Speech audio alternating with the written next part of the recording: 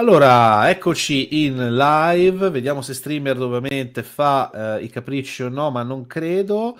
No, benissimo, bentornati su Parresia. Dunque, oggi cominciamo, o per meglio dire, forse proseguiamo, diciamo un insieme di cose, una serie che da un punto di vista forse della storia militare, in parte inizia da oggi. Ma dal punto di vista, ecco, storico, forse era già iniziata con una vecchia live che vi consiglio a questo punto di recuperare con ospite Marco Bognardi e che si intitola Nord versus Sud, dove fondamentalmente si guardano anche le caratteristiche tecniche degli armamenti e però devo dire che una cospicua parte storica, specialmente vertente lo scoppio della guerra di secessione, argomento appunto di questa serie, abbiamo insomma già trattato precedentemente. Quindi ecco, dico subito che partiremo a cannone, se devo dire, diciamo con la guerra già scoppiata. Quindi intanto saluto il nostro ospite, cioè Michele Angelini, che ormai ecco ospite fisso per quanto riguarda la storia americana. Quindi ciao Michele. Ciao, buonasera. E ovviamente quindi ritorno a dire analizzeremo principalmente i vari fronti, ecco, un po' questa l'organizzazione, ecco, di questa serie e partiremo con questa live dal fronte orientale. Forse il fronte anche un po' più famoso da un punto di vista specialmente militare, con delle battaglie come Antietam, la Valle dello Shenandoah, fino anche ad arrivare ovviamente a Gettysburg, ma non sarà materia di oggi Gettysburg, ma più avanti di un'altra live. Ed ecco, qui insomma tratteremo il fronte orientale dal punto di vista militare, dal punto di vista anche navale, e un po' anche i vari schieramenti, sudista da una parte e ovviamente nordista dall'altro. Eh, Abbiamo quindi già avuto le elezioni del 1860, Lincoln ha stravinto rispetto all'omologo schiavista e da qui insomma parte tutta la secessione della Carolina e quindi la creazione di quella che sarà la Confederazione degli Stati Uniti d'America. Ovviamente non può mancare una bella serie di slide che hai preparato per noi, Michele, e quindi a questo punto io mi taccio, anche se ogni tanto, come sempre, interverrò, e a questo punto iniziamo e ti do la parola. Prego, Michele. Grazie Luca. Hai già detto tutto tu. Cerchiamo di iniziare di saltare le fasi preparatorie della guerra civile, no? Voglio solo fare una premessa. Ovviamente la guerra civile è un'epopea che riguarda argomenti militari, economici, anche giuridici e sociali. Io questi argomenti li ho trattati in articoli, libri e qualche video anche del mio canale. Qui cerchiamo di fare una cosa, diciamo, un riassunto, dare uno spunto di approfondimento senza aver la pretesa chiaramente di essere esaustivi. Puoi andare avanti con la slide. Quindi Sì, io volevo solo dire una cosa, tornando un attimo a questa prima slide di presentazione. Mi piace che hai scelto come bandiera confederata in realtà quella più specifica della Virginia, se non ricordo male, perché poi la bandiera dell'Armata degli... della Virginia, la Eh, bandiera di guerra, hai fatto bene a specificarlo esatto. perché quella non è la bandiera della Confederazione. Dopo l'ho messa la Sì, prima sì, bandiera, saranno tre versioni diverse. Diciamo che questa venne usata proprio per non confondere la originale bandiera ufficiale degli Stati Confederati con la bandiera degli Stati Uniti, perché in guerra effettivamente vedremo che erano abbastanza simili e quindi soprattutto, anzi nel teatro orientale, quello più famoso, verrà utilizzata questa bandiera, la Battle Flag, che sarà appunto, diventerà anche un po' un'icona degli stati sudisti, teatro orientale che è più famoso anche perché c'erano i giornalisti, c'erano vicini le capitali, Washington e Richmond, quindi sicuramente è quello che ebbe più risonanza a livello mediatico. Bene, come vedi qui in questa illustrazione, la Confederazione si dichiara entità autonoma, ci sono all'inizio 7 stati che si riuniscono a Montgomery, viene eletto presidente Jefferson Davis, ex segretario della guerra dei vecchi Stati Uniti. Qui ho messo l'illustrazione di Fort Sumter, che il 12 aprile del 1861, nella notte tra il 12 e il 13 aprile, viene bombardato dalle milizie del South Carolina, perché appunto quando ci fu la secessione di questi stati, le varie milizie locali insomma, si impadroniscono delle caserme, degli arsenali, dei forti federali nel territorio del Mezzogiorno. Rimangono ancora in mano federale pochi forti, un paio di forti in Florida, Fort Monroe in Virginia e appunto nella baia di Charleston Fort Sumter, che ostruiva la baia di Charleston. Ovviamente questo era un po' un affronto per gli Stati Confederati, che si definivano appunto un'entità autonoma, avere la presenza ostile di fortificazioni nemiche nel loro territorio. E quindi vediamo che inizieranno a bombardare. Dopo un giorno Fort Sumter si arrenderà, perché comunque aveva una guarnigione veramente esigua, e poi era bombardato da più lati proprio per il fatto che era in mezzo alla rada di Charleston. E quindi diciamo così inizia così le ostilità. A questo punto i vari stati, sia del nord che del sud, i due presidenti chiamano a raccolta dei volontari.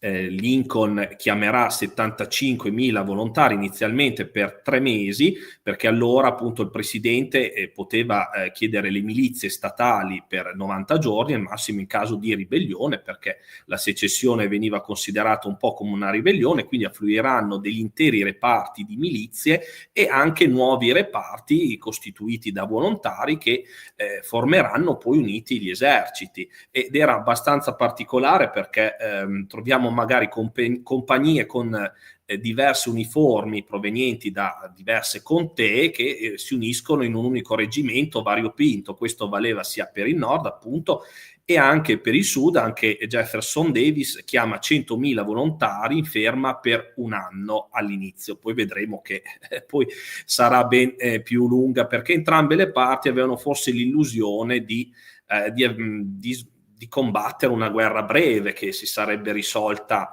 in pochi giorni. Da notare che Fort Sumter si arrese proprio mentre stavano arrivando i rinforzi, più che rinforzi, nave di... Ci sei, Luca? Non vedo più niente. Sì, io ci sono, spero che ci siate anche Sì, voi che ci state ascoltando. no, mi è sparita l'immagine per un attimo, niente. Ok, no, ci siamo. Appunto, cosa stavo dicendo? Che stava arrivando una nave di sostegno che portava dei viveri per Fort Sumter, portati da Vasa Fox, che poi diventerà una specie di sottosegretario della Marina nordista, però appunto perché Lincoln voleva continuare a presidiare Fort Sumter senza però sparare lui per primo il primo colpo. Quindi in un certo senso fu una mossa astuta diplomaticamente, fu forse una mossa poco saggia dei sudisti iniziare loro a sparare per primi. Qui vediamo due belle illustrazioni dell'amico Giuseppe Rava, che illustrano un soldato nordista e un ufficiale del sud con la divisa grigia. Quindi poi iniziano anche appunto i vari eserciti e i regolamenti per le uniformi, eccetera, eccetera. Diciamo che i due paesi cercano nei primi tempi, nel primo mese e mezzo, di organizzarsi, soprattutto più che altro perché avevano paura che l'attaccasse l'altro. In realtà erano entrambe le due entità, chiamiamole Stati Uniti e Stati Confederati, assolutamente impreparati a una guerra. Insomma, ci voleva un po' di tempo per mettere insieme queste unità, addestrarle, eccetera, eccetera. Poi andare avanti. Ecco qui, vabbè, vediamo la mappa degli stati aderenti alla Confederazione. Ecco, dopo il bombardamento di Fort Sumter, la Virginia, il North Carolina, il Tennessee e se non ricordo male anche l'Arkansas, decideranno di far parte della Confederazione. Sino ad allora erano rimasti a metà del guado, proprio perché vedi anche erano un po' sul confine, no? E però appunto dopo la chiamata alle armi di Lincoln, quindi che voleva invadere gli stati del sud, tanti sudisti si sono sentiti, diciamo così, minacciati, non hanno accettato questo provvedimento di Lincoln e quindi hanno imbracciato le armi contro l'Unione, difendendo i propri stati natali, perché è bene dire una cosa: allora gli americani si sentivano prima di tutti cittadini del proprio stato natale, la Virginia, il Kentucky, eccetera, eccetera, prima di essere cittadini degli Stati Uniti. Una cosa molto importante, che proprio in quei mesi era importantissimo tenere per Lincoln nell'Unione, e viceversa Davis acquisire altri stati rimasti indecisi. Vediamo che sono indicati con un colore più chiaro nella mappa: il Missouri, il Kentucky, il Maryland e il Delaware, che erano stati schiavisti, che però non avevano ancora dichiarato la secessione. E vediamo che nei primi... Sì, lì poi nel caso del Missouri c'è la questione del compromesso, che però abbiamo già visto, voglio dire, precedentemente in una live. Sì, certo. E però appunto era proprio in virtù di quel compromesso, il Missouri era uno stato con la schiavitù, e quindi la maggioranza della popolazione era favorevole alla secessione. Il Kentucky rimase per un po' neutrale, però vediamo che sia nel Missouri che nel Kentucky la popolazione si dividerà: metà andrà a combattere con gli stati del sud e metà andrà a combattere con gli stati del nord. Tant'è vero che la Confederazione avrà 13 stelle per indicare i 13 stati, perché i governi del Missouri e del Kentucky erano governi in esilio, diciamo così. Altro discorso era il Maryland, dove c'è la capitale Washington DC, dove era appunto uno stato schiavista, e soprattutto nella zona costiera c'erano forti sentimenti secessionisti, e Lincoln ovviamente non si poteva permettere, anche a livello internazionale, a livello diplomatico, di perdere la propria capitale o vedersela assediata dai secessionisti.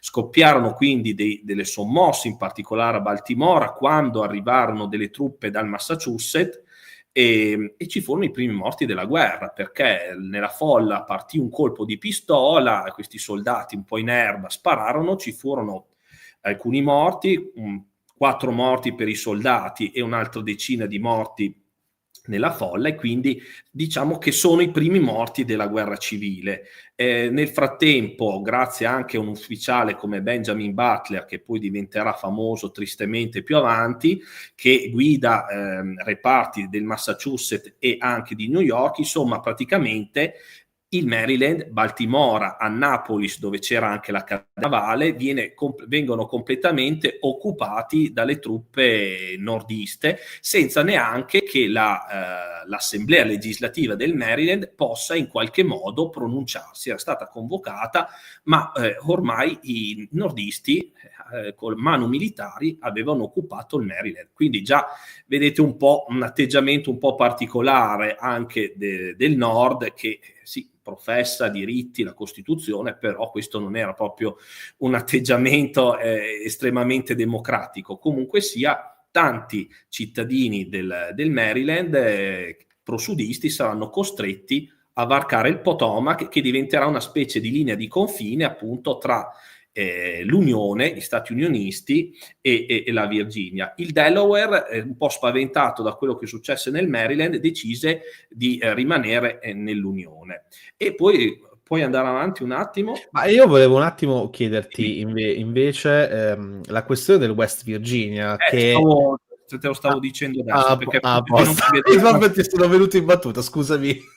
Non si vedeva tanto bene, l'avevo messa una mappa più avanti, comunque ne possiamo parlare anche adesso, così esauriamo il discorso degli stati di confine. Poi magari del Missouri e del Kentucky ne parleremo più nell'altra puntata, perché siamo più verso il fronte ovest. Il West Virginia, nonostante la secessione appunto della Virginia dopo i fatti di Fort Sumter, siamo alla fine, fine di aprile del 1861, ci sono delle delle contee montane che sono pro Unione. E cosa succede quindi? Chiedono l'aiuto delle forze nordiste per rimanere appunto negli Stati Uniti, e qui arriva un certo George McClellan, che lo vedremo più avanti, a comandare queste truppe. George McClellan era un ufficiale, si era diplomato a West Point, aveva partecipato alla guerra contro il Messico, di cui abbiamo parlato in un'altra live, come geniere. Poi aveva fatto parte di truppe di cavalleria, addirittura aveva inventato una sella, la sella McClellan, che utilizzavano proprio sia i cavalieri del nord che quelli del sud. E, insomma, lui poi si era dimesso dall'esercito, era stato anche in Crimea, si era anche dimesso dall'esercito, era diventato presidente di una ferrovia, di una linea ferroviaria. Però appunto con lo scoppio della guerra civile, come tanti altri ufficiali, vedremo anche Ulisse Grant, offriranno, diciamo così, i loro servigi per gli Stati Uniti, e quindi gli viene affidato un comando, riesce a sbaragliare le poche forze sudiste nella regione. Ricordo che lì arriverà anche un certo Robert Lee, però un po' ostacolato dalla natura del terreno, insomma sarà ricacciato dai nordisti, e il West Virginia rimarrà nell'Unione, e credo poi nel 1863 sarà costituito come Stato vero e proprio, e oggi vi è ancora adesso lo Stato del West Virginia. Possiamo andare avanti. Ecco, qui volevo un attimo parlare delle strategie. Dunque, quello che ho detto prima, la strategia dell'Unione è quella di sedare la ribellione. Praticamente doveva conquistare questo territorio immenso della Confederazione e cercare di portare la calma. Lincoln considera sempre i sudisti, i secessionisti, come dei ribelli, non riconoscerà mai la Confederazione, tant'è vero che nei suoi rapporti diplomatici con le entità, diciamo, confederate, nei suoi proclami, lui si rivolgerà sempre ai singoli stati, mai alla Confederazione. La strategia navale, scusate, la strategia globale degli Stati Uniti, vediamo che si basa sui dettati di Halleck, che vediamo qui a sinistra, e di Dennis Mann, che erano due che avevano scritto, due teorici militari che avevano scritto dei trattati molto interessanti, e si rifacevano. La dottrina di Mann poi è stata già ripresa nell'ultima live che abbiamo fatto, tra parentesi. Era il figlio di Mann, quello che Alfred Mann, quello della dottrina. Certamente, però ovviamente aveva ripreso poi di fatto ciò che aveva pensato e attuato il padre. Ma più che altro, quello che io volevo dire, scusami Michele se ti interrompo, adesso ci starai sicuramente arrivando. Questi teorici sono importantissimi, però il piano principale era lo strangolare di fatto, ed è per questo che viene attuato proprio il piano Anaconda, o meglio, ci si prova, in realtà non si riesce completamente, da parte di un generale anche un po' vegliardo, nel senso che è un generale famosissimo anche la guerra col Messico, ed è appunto Winfield Scott, e viene chiamato Anaconda, lo chiamano così i giornali un po' per prenderlo in giro. Lui prevedeva appunto un blocco navale ai porti sudisti, la penetrazione, la conquista del Mississippi, che oltre a essere una linea vitale di demarcazione fra gli stati dell'Ovest, degli stati secessionisti e quelli dell'est, poteva diventare un'autostrada per arrivare giù con rifornimenti, con uomini. Ovviamente però questa strategia richiedeva molto tempo. Scott non prevedeva in realtà delle invasioni nel territorio del sud, e anche forse perché lui era virginiano di origine, non lo so. E comunque vennero poi fatti dei cambiamenti, nel senso, va bene, fin dai primi giorni della guerra venne istituito il blocco navale, si cercò di costruire una marina fluviale sul Mississippi, ma si voleva mandare anche un esercito, penetrare un esercito in Virginia verso la nuova capitale Richmond. Dopo la secessione della Virginia si passò da Montgomery in Alabama a Richmond, e questo non fu forse una cosa molto saggia, perché la capitale Richmond era veramente a 120, 130, forse qualcosina di più, ma non tanto, chilometri da Washington, quindi molto vicina al fronte. e quindi poi si tralasciava un po' anche il fronte del Tennessee, che era comunque importante. Il nord, chiaramente, come era già stato detto dal professor Boniardi, poteva avere comunque un potenziale umano, industriale, sfruttare le nuove invenzioni, il telegrafo, le ferrovie, e cercare anche magari di isolare la Confederazione. Queste erano le strategie, la strategia principale dei nordisti. Ovviamente ci vorranno poi degli anni per applicarla, e ci vorrà un comandante come Grant per coordinare tutti i fronti e anche, direi, le operazioni marine sul mare e sui fiumi. Tra l'altro, scusami, c'è stato un attimo di ritorno. Allora, il fatto che anche il piano Anaconda, insomma, non sia riuscito effettivamente nel suo intento, penso sia dimostrabile anche dal fatto che successivamente, da un punto di vista economico e anche di vettovaglie, armamenti, per quanto si poteva, gli alleati poi dei sudisti erano gli inglesi. E se non ricordo male, anche i commerci poi con gli inglesi, all'epoca c'è già abbondantemente la regina Vittoria, con appunto scambi specialmente di cotone dalle piantagioni sudiste, per la lavorazione, tra parentesi, nelle industrie cotoniere dell'impero britannico. Ti fanno Certo, gli capire anche inglesi. come era difficile anche riuscire, tra parentesi, a bloccare un vecchio nemico degli inizi proprio. Sì, certo. L'Inghilterra non era un vero e proprio alleato, perché non si schierò mai apertamente, però, come dici te, aveva molto interesse sia lei che la Francia al cotone, che appunto proveniva dagli stati meridionali, che erano poi lavorati in Europa dalle industrie manifatturiere inglesi e francesi. Se puoi andare nella slide successiva, che magari ne parlavo. Sì, no, ma infatti c'era appunto questa domanda. Appunto, il discorso è questo. Allora, la Confederazione, proprio in virtù di quello che dicevi tu, puntava inizialmente a non esportare il cotone, fare un autoblocco, diciamo così. Non era un provvedimento legislativo, ma era un invito che alcuni sudisti avevano fatto, influenti sudisti, avvallati, diciamo, anche da Jefferson Davis.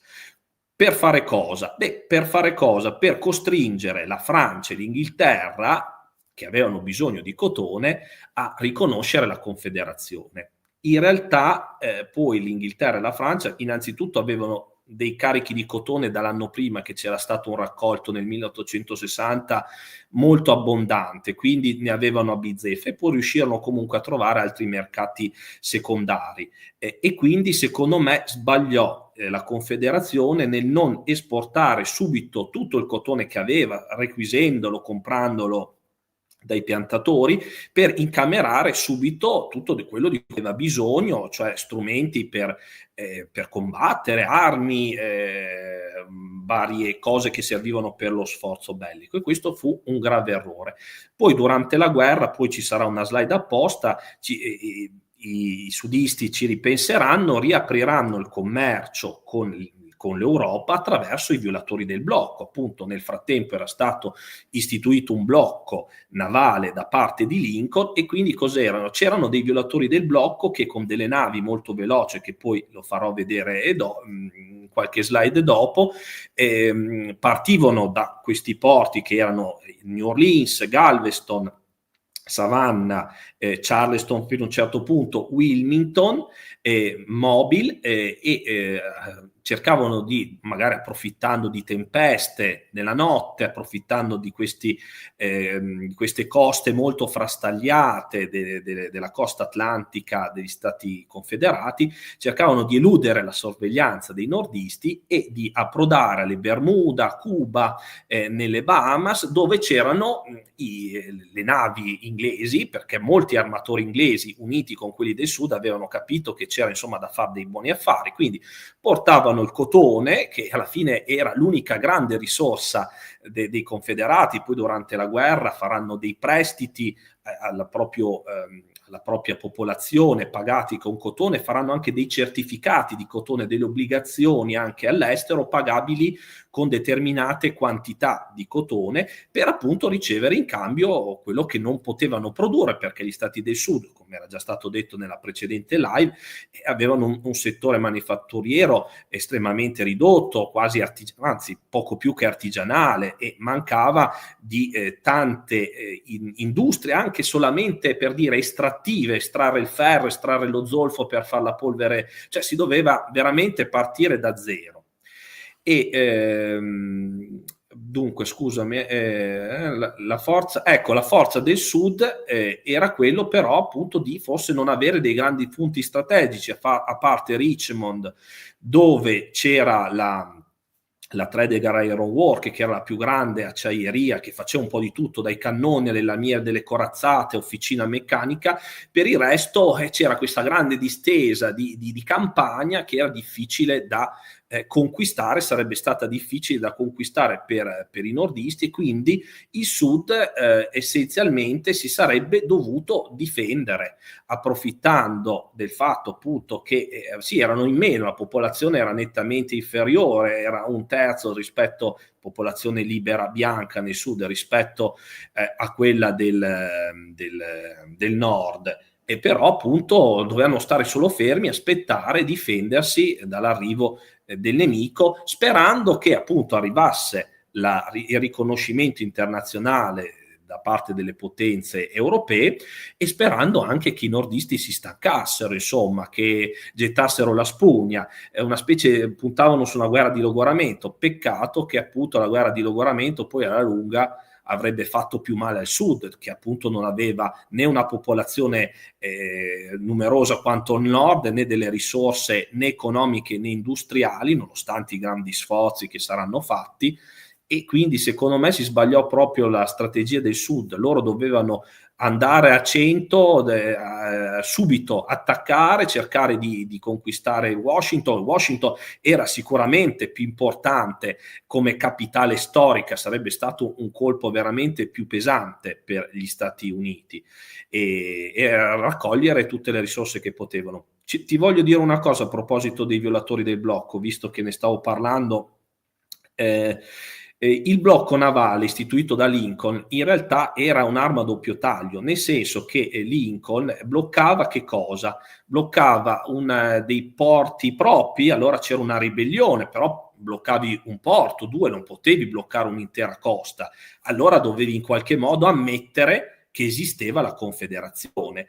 Pena, se no, se tu fermavi le navi inglesi o francesi, rischiavi di scatenare una guerra, perché nel frattempo, dopo la guerra di Crimea nel 1756, c'era stata la conferenza di Parigi, a cui partecipò, ce lo ricordiamo tutti, anche Cavour tra i vincitori. Beh, lì tra l'altro credo sia un secolo dopo, ma immagino sia stato un lapsus tuo. Hai detto 1856. Ok.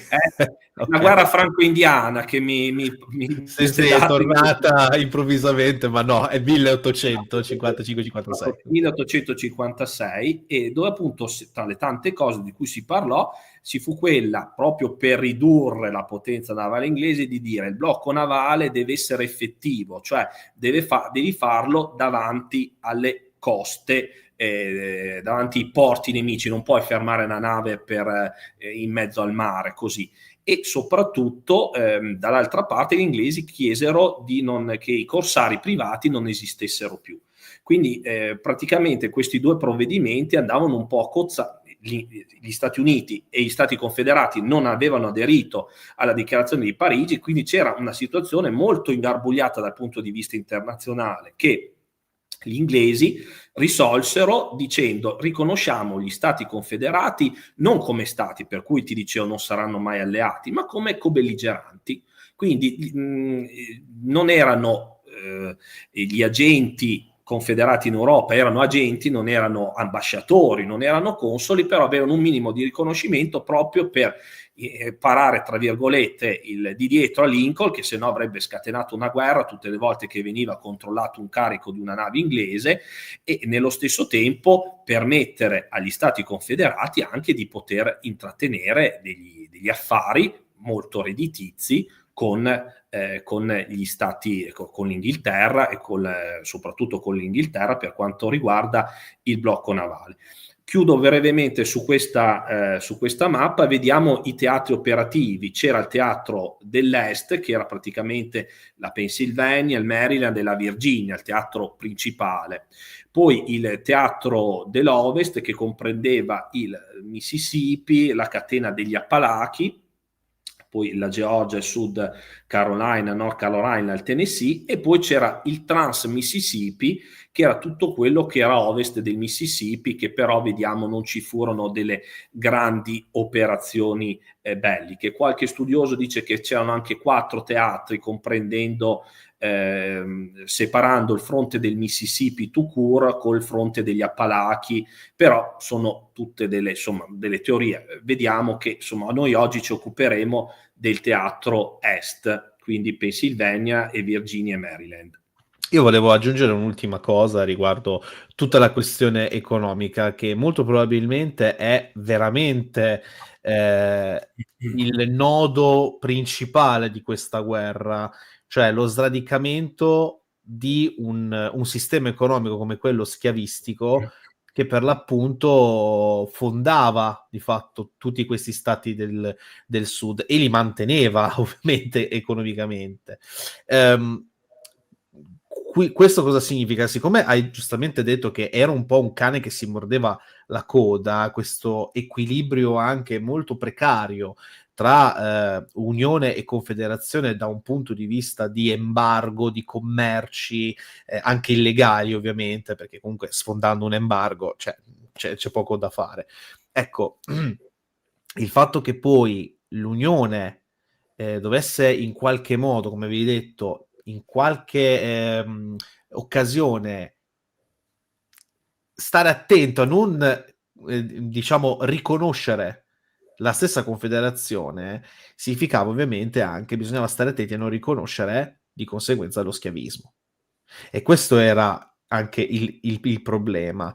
Quando praticamente io non sono mai stato, ecco, negli Stati Uniti da un punto di vista, ecco, scolastico o qualche conferenza, però spesso e volentieri l'americano medio, non voglio andare per stereotipi, però quando si tratta di studiare questa guerra, spesso e volentieri si pone come principalmente era lo schiavismo, però visto in maniera ideale, diciamo come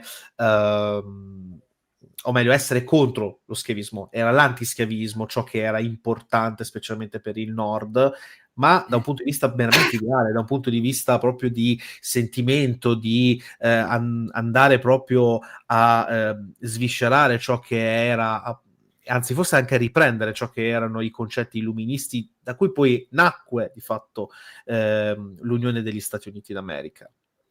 Però in realtà io dico il sentimento era antischiavista, nel senso che non interessava niente, gli stati del nord non avevano schiavi, quindi non ne poteva importare di meno, ma il movimento non potevano coesistere di fatto due tipi di economie così diversi, che cozzavano così tanto. Il nord era rivolto verso il capitalismo, verso il futuro, il sud era una società agraria, quasi feudale, rivolta verso il passato, e questo è la vera contraddizione degli Stati Uniti, che portò poi allo scoppio di una guerra tra due nazioni diverse all'interno dello stesso paese. Questo era il problema.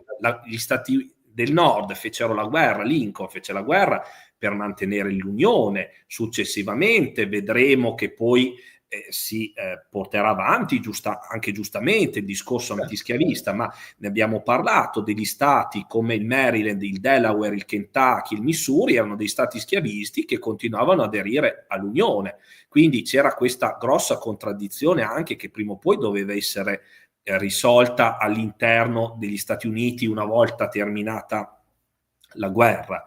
E quello che dici giustamente è vero, c'era questa contraddizione che andava in qualche modo sviscerata.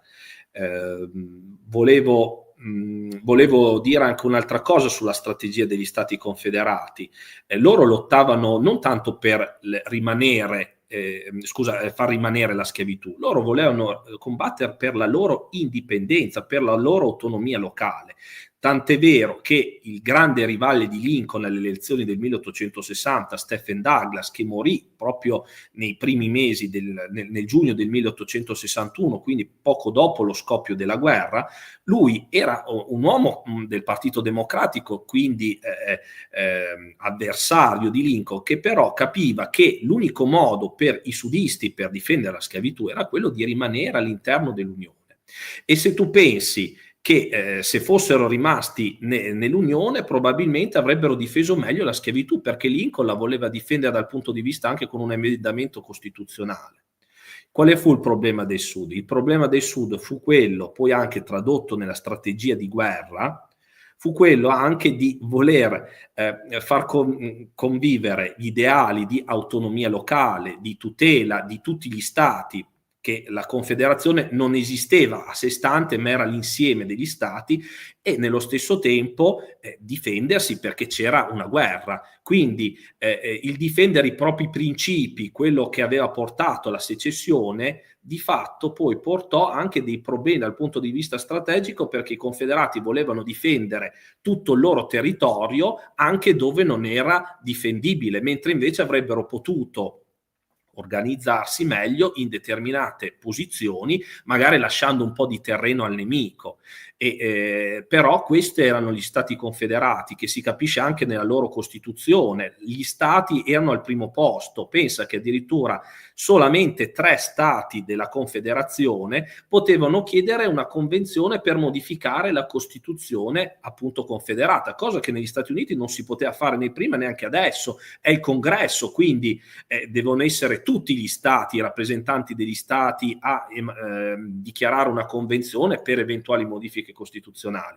Quindi i sudisti non poterono difendere i propri ideali al meglio proprio a causa degli ideali di localismo, di autonomia, quando invece c'era bisogno di centralismo per prendere delle decisioni. Poi dopo sarà fatto magari durante la guerra, però forse un po' troppo tardi. Dunque, vabbè, questo ne ho già parlato, la guerra negli stati di confine, le linee ferroviarie, qui vediamo un po' si capisce bene, le linee ferroviarie sono molto sviluppate al nord, un po' meno al sud, e il sud avrà sempre un grosso problema con le linee ferroviarie, mentre per quanto riguarda gli armamenti, insomma, riuscirà sempre un po' costruendole un proprio, un po' comprandole dall'Europa, a sopperire.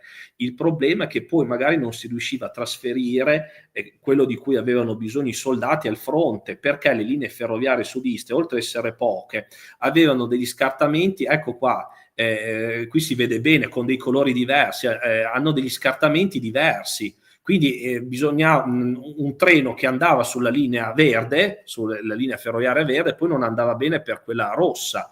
E inoltre, con la carenza di materiale tipo ferro, acciaio necessari per costruire cannoni, le navi, le corazzate, veniva preso dalla ferrovia, e quindi si avevano sempre, oltre che poche linee ferroviarie, che poco efficienti, con difficoltà veramente di sfruttarle appieno per i sudisti. Questa è una cartina molto importante, perché quello che ho cerchiato io lì in rosso sono in alto il passo del Cumberland, dove poteva essere veramente una via di sbocco per i nordisti per penetrare negli stati più ricchi del sud, le Caroline, eccetera. Però era appunto un passo montano molto difficoltoso. Oppure c'era, per scavalcare la catena degli Appalachi, più in basso Chattanooga, dove infatti poi verrà sfruttato questo varco più avanti nella guerra, dove c'erano anche diverse linee di collegamento. Se gli unionisti fossero riusciti a avere il possesso del Mississippi, dei suoi affluenti principali, l'Ohio, il Tennessee, il Cumberland, e delle linee ferroviarie,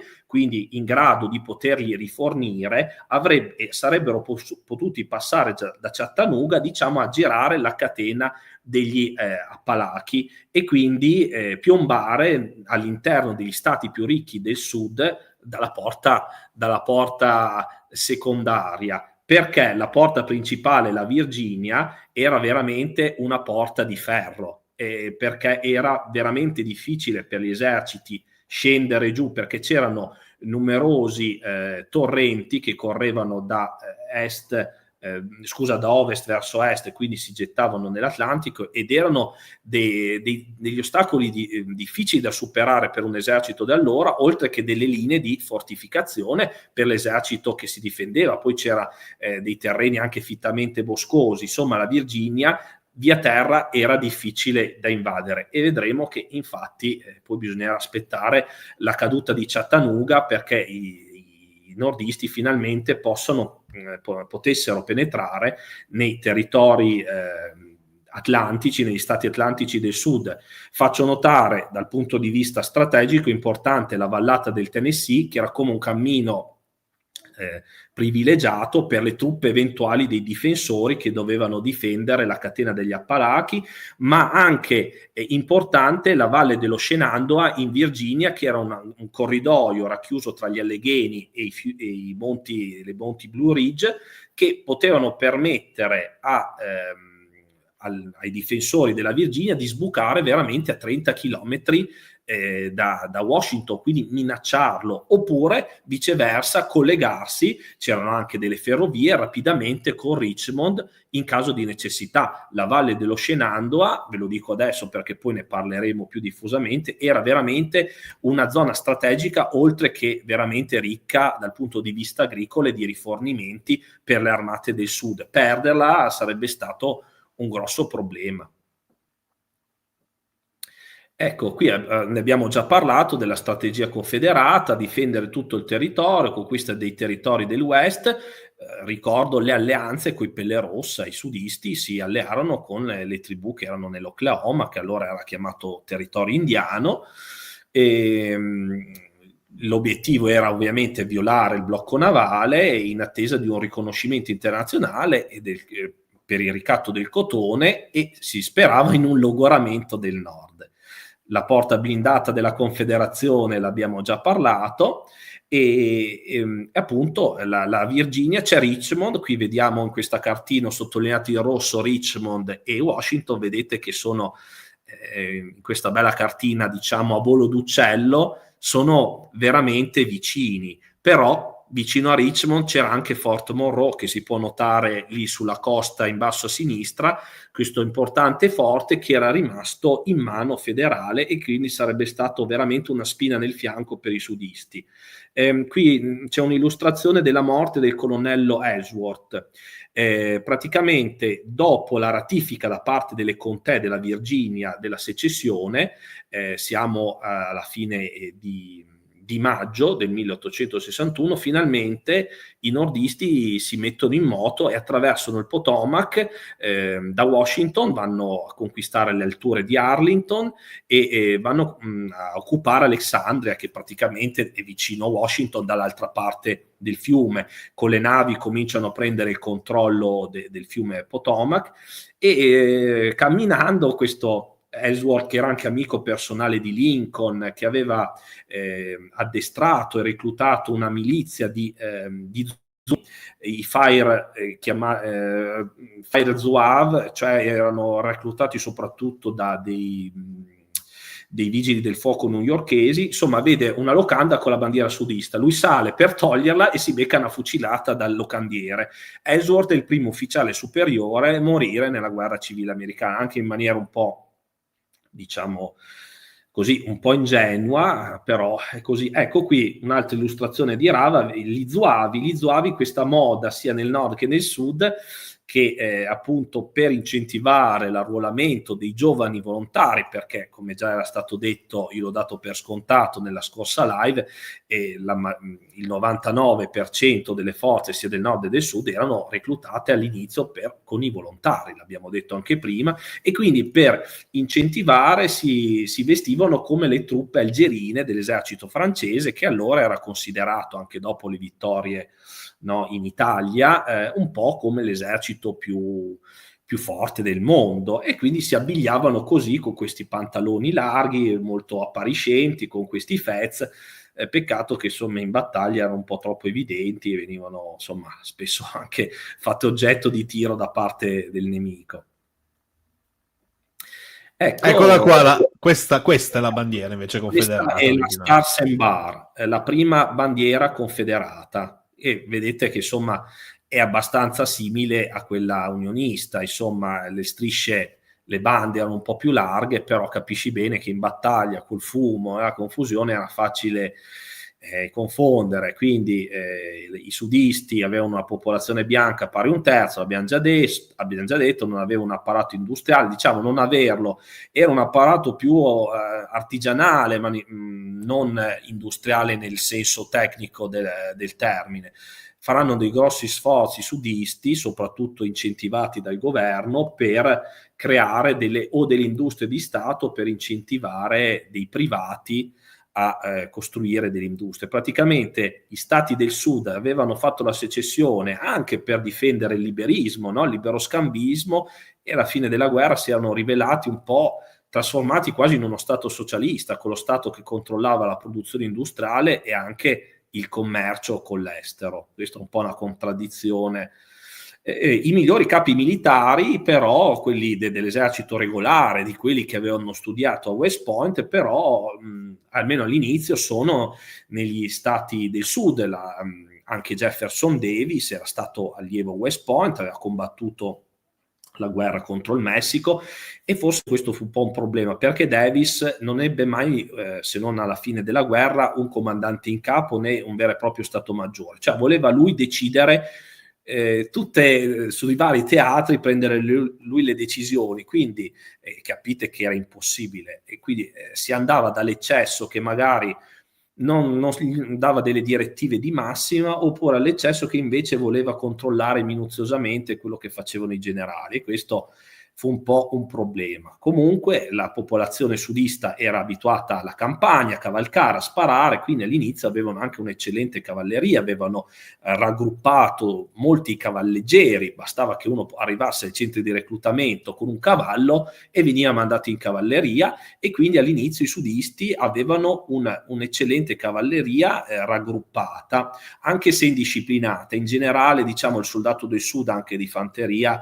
era più indisciplinato rispetto a quelli del nord. Diciamo che l'esercito nordista, la fanteria nordista, la vedo più come un bravo soldatino che non si abbandonava allo sconforto quando le cose andavano male, né si abbandonava agli eccessi quando andavano bene, e faceva il suo compitino, rispettava gli ordini. Il soldato sudista era molto anarchico, era in grado di prendersi su, andarsene a casa senza dire niente a nessuno, magari se il campo, l'esercito era vicino a casa, per poi tornare però quando ce n'era bisogno e fare degli sforzi quasi disumani pur di difendere il proprio paese.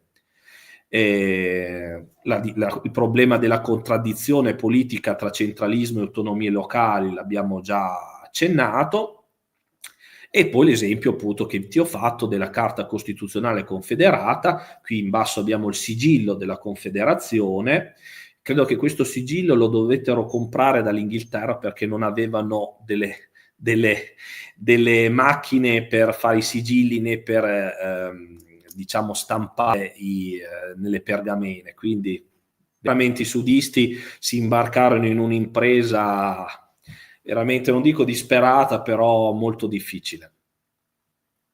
Ecco, qui abbiamo un'altra bella illustrazione di Giuseppe Rava, che vediamo l'artiglieria unionista, che era sicuramente all'inizio superiore a quella sudista. Avevano anche degli ottimi pezzi irrigati, però di questo ne abbiamo credo già parlato nella live precedente, quindi non voglio dilungarmi troppo. Qui abbiamo la mappa, scusami, torno un attimo, giusto per far vedere la mappa del teatro dell'Est che tratteremo noi. Vediamo appunto la costa molto frastagliata della Virginia, con queste lingue di terra, no? Quasi che queste penisole che sporgono sull'Oceano Atlantico, tutte queste linee ferroviarie che convergono su Richmond. Era importante Richmond anche perché appunto aveva dei collegamenti con tutta la Confederazione, verso la Georgia, verso Sud Carolina, e vediamo qui a sinistra la valle dello Shenandoah, vedete quanto è vicina, poi finisce in alto ad Harper's Ferry, vediamo che è veramente alle spalle di Washington, quindi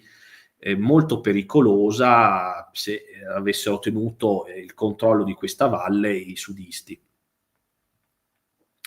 E iniziano gli scontri, le prime battaglie. C'è la prima battaglia del Big Battle, il 10 giugno del 1861, qui vediamo Forte Monroe, che vi avevo parlato prima, lungo la penisola, questa lingua di terra tra i fiumi York e James, e appunto il comandante Butler di questo forte manda in avanzata i suoi uomini perché si sentono un po' schiacciati dai sudisti che sono lì, e c'è questa prima battaglia attorno a questa chiesetta, dove io tra l'altro ho fatto un libro illustrato a fumetti, e vincono i sudisti. Poi a ottobre anche a Ball's Bluff, sulle rive del Potomac,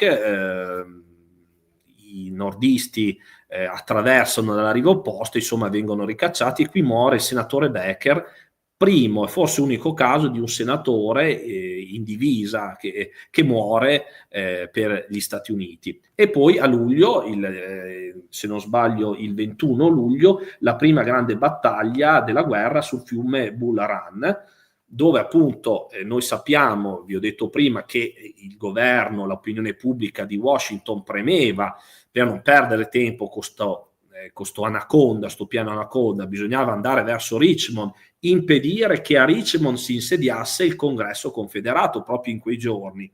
E quindi si mette insieme con tutti sti miliziani, sti volontari in esercito, e bellamente si scende da Washington, anzi dalle alture di Arlington, dove si erano accampati i soldati del nord, alture di Arlington, dove oggi c'è il cimitero militare degli Stati Uniti, e che erano di proprietà di Robert Lee, della famiglia di Robert Lee, futuro grande combattente che abbiamo già visto comunque impegnato con le forze della Virginia da parte dei secessionisti. E niente, scendono giù i nordisti, incontrano tra i tanti fiumi questo fiume Bull Run presso il nodo ferroviario di Manassas. Qui vedete anche l'importanza delle ferrovie, tante battaglie si combatteranno, prendono il nome proprio dalle stazioni.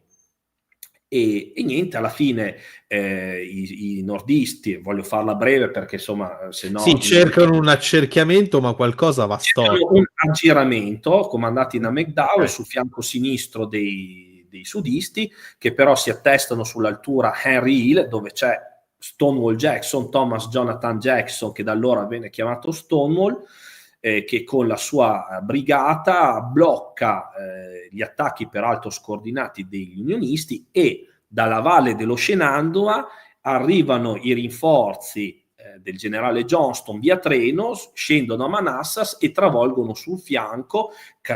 I nordisti, i sudisti riescono ad avere quella superiorità numerica locale che gli permette di travolgere i nordisti, che scappano una fuga ignominiosa verso Washington. Addirittura c'erano anche dei civili che erano andati a vedere la battaglia dall'altura, a fare un picnic quasi. E però poi alla fine non sarà un picnic, perché ci saranno centinaia di morti e di feriti da ambo le parti, e i nordisti prendono una grossa batosta. Tuttavia i sudisti non la sfruttano appieno, non vogliono, anche perché anche loro sono abbastanza provati, andare verso Washington, e costruiscono delle fortificazioni, staranno lì tutto inverno a Manassas. Puoi andare avanti. E qui parliamo del blocco dei nordisti. I nordisti, proprio per la loro... Allora, innanzitutto il blocco all'inizio era molto blando, perché tutte le navi, c'erano una novantina di navi della marina americana nordista, erano un po' in giro per il mondo, alcune erano anche a riparare, per cui all'inizio c'era veramente una manciata di navi a attuare il blocco, e per cui era abbastanza... le maglie erano abbastanza larghe, per quello che vi dicevo che era meglio che i sudisti approfittassero sin dall'inizio per commerciare con l'Europa e portare tutto quello di cui avevano bisogno. Comunque i nordisti riescono a sbarcare a Capo Hatteras, fanno un'operazione anfibia anche a Port Royal, e l'anno seguente all'isola di Roanoke. Quindi veramente è un grosso pericolo. Voi capite, la Confederazione è una costa atlantica di migliaia di chilometri, se comprendiamo anche il Golfo del Messico, non ha una marina da guerra, almeno all'inizio, e soggetta a veramente in pericolo di sbarchi. E qui entra in gioco il generale Lee, che dopo essere stato battuto in Virginia occidentale gli viene affidato, lui era un ingegnere, quindi molto bravo, l'aveva già dimostrato anche costruendo dei forti, aveva fatto anche delle opere civili negli anni precedenti, e costruisce una linea fortificata che proteggeva le coste della Carolina e della Georgia, e semplicemente, qui abbiamo una foto, portandole un po' all'interno, quindi lontane dai bombardamenti navali, però in grado comunque di inchiodare lì gli eventuali sbarchi nordisti, e queste linee resisteranno fino all'invasione di Sherman, che li prenderà da dietro sostanzialmente. Importante ricordare che i sudisti, con la secessione della Virginia, oltre a occupare l'arsenale di Harper's Ferry nella valle dello Shenandoah, che però è già stato mezzo distrutto, occupano la base navale di Norfolk, che è ancora oggi un'importantissima base della marina militare americana, e praticamente Norfolk era l'unico cantiere navale militare importante che avevano i sudisti. E lì iniziano a fare cosa? A costruire la prima corazzata, la Virginia, utilizzando lo scafo della Merrimack, che era una fregata a vapore, che era lì, aveva dei problemi al motore, era stata incendiata, però sostanzialmente era rimasta lì nel suo bacino di carenaggio. Ovviamente poi affondando si erano spente le fiamme, no, nell'acqua, e quindi fu recuperata dai sudisti, e a Norfolk recupereranno anche centinaia di cannoni. Insomma, fu veramente importante questo. E perché viene costruita la corazzata? Già gli inglesi, anzi prima di tutto i francesi con la Gloire e poi gli inglesi con la Warrior, gli anni precedenti avevano costruito delle corazzate. Ma cos'erano? Le vediamo qua nell'illustrazione in mezzo, delle navi normali con le fiancate diciamo protette appunto da delle lamiere di ferro.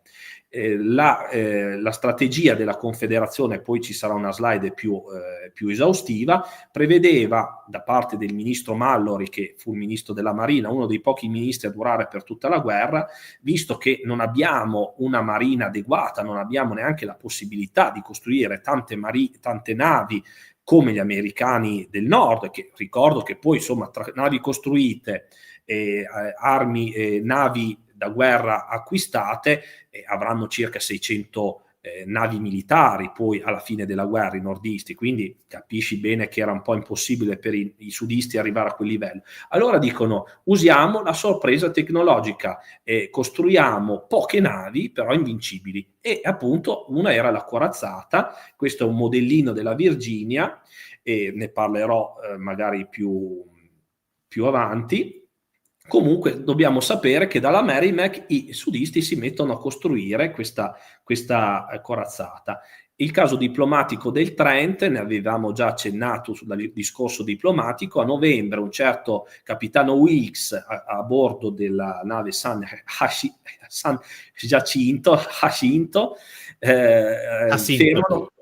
fermano questa nave Trent inglese, dove c'erano due agenti, Mason e Siddle, degli Stati Confederati, e immediatamente vengono prelevati e imprigionati da questo baldanzoso capitano, e però chiaramente è una violazione della sovranità inglese, perché la nave inglese era territorio inglese dal punto di vista diplomatico. Tra l'altro Wilkes sbagliò, che lui secondo me doveva sequestrare tutta la nave in modo da poi portare il giudizio davanti a un giudice, no? Che allora c'erano la possibilità, i tribunali delle prede, no? Di dire se hai fatto bene a sequestrarlo o meno, almeno c'era una parvenza, no? di legalità. Invece portò via un sequestro di persona. Gli inglesi protestarono vivamente, ci furono grossi momenti di tensione, addirittura furono mandate delle truppe inglesi in Canada perché non si sapeva come andava a finire. La regina Vittoria mandò una lettera scrisse una lettera molto dura verso il governo degli Stati Uniti, chiedendo scusa e la restituzione appunto di questi due, chiamiamoli diplomatici, è sbagliato, agenti, è giusto chiamarli. Alla fine il consorte della regina Vittoria addolcì la lettera, e Lincoln, ingoiò al boccone amaro, restituì i due come si dice, i due agenti, però non fece le scuse. Voglio ricordare anche che nel frattempo, come reazione del blocco navale, oltre all'incentivo dei violatori del blocco, il governo confederato aveva dato delle lettere di marca, no, dei corsari, che però ben presto andarono, insomma, non ottennero risultato, tanti si imbarcarono, però poi ben presto i corsari sparirono. Perché? Perché appunto già la convenzione, la dichiarazione di Parigi non prevedeva più l'uso dei corsari, non c'erano più tribunali neutri che potessero giudicare sulle navi catturate, quindi dare un profitto ai privati, e quindi ben presto vennero i marinai e gli ufficiali di questi corsari privati vennero inglobati nella marina confederata, chiamandola marina provvisoria accanto a quella regolare. Giusto una nota così. Ecco, i violatori del blocco mantengono il commercio con l'Europa, però pongono delle distorsioni. Ecco, vediamo qui al porto di Wilmington, questa illustrazione a sinistra, come erano fatte le navi dei violatori. Una nave molto particolare, come vedi, molto allungata, appuntita, non per navigare sopra le onde come un guscio, come facevano i vascelli, ma per tagliare le onde, quindi andare più veloce. Avevano due ruote, un motore a vapore a ruota, in grado di muoversi agevolmente anche nei bassi fondali, e vedete anche erano pitturati con un colore azzurrino bianco per mimetizzarli all'orizzonte dalle navi di pattuglia nemiche. E anche l'antracite che veniva bruciata era di ottima qualità, che faceva poco fumo. L'unica arma che avevano questi violatori per entrare e uscire dai porti sudisti era la velocità. Giocavano tutto su quella, e ovviamente la conoscenza dei fondali. Spesso vediamo qui nell'altra cartina, qui un po' il blocco navale, i principali porti sudisti. Di solito c'erano 2 o 3 canali che potevano sfruttare i violatori per uscire fuori. E ovviamente erano anche coperti dalle cannoniere delle postazioni fortificate fisse dei sudisti. I sudisti utilizzarono molto le fortificazioni per difendere sia i porti che i fiumi.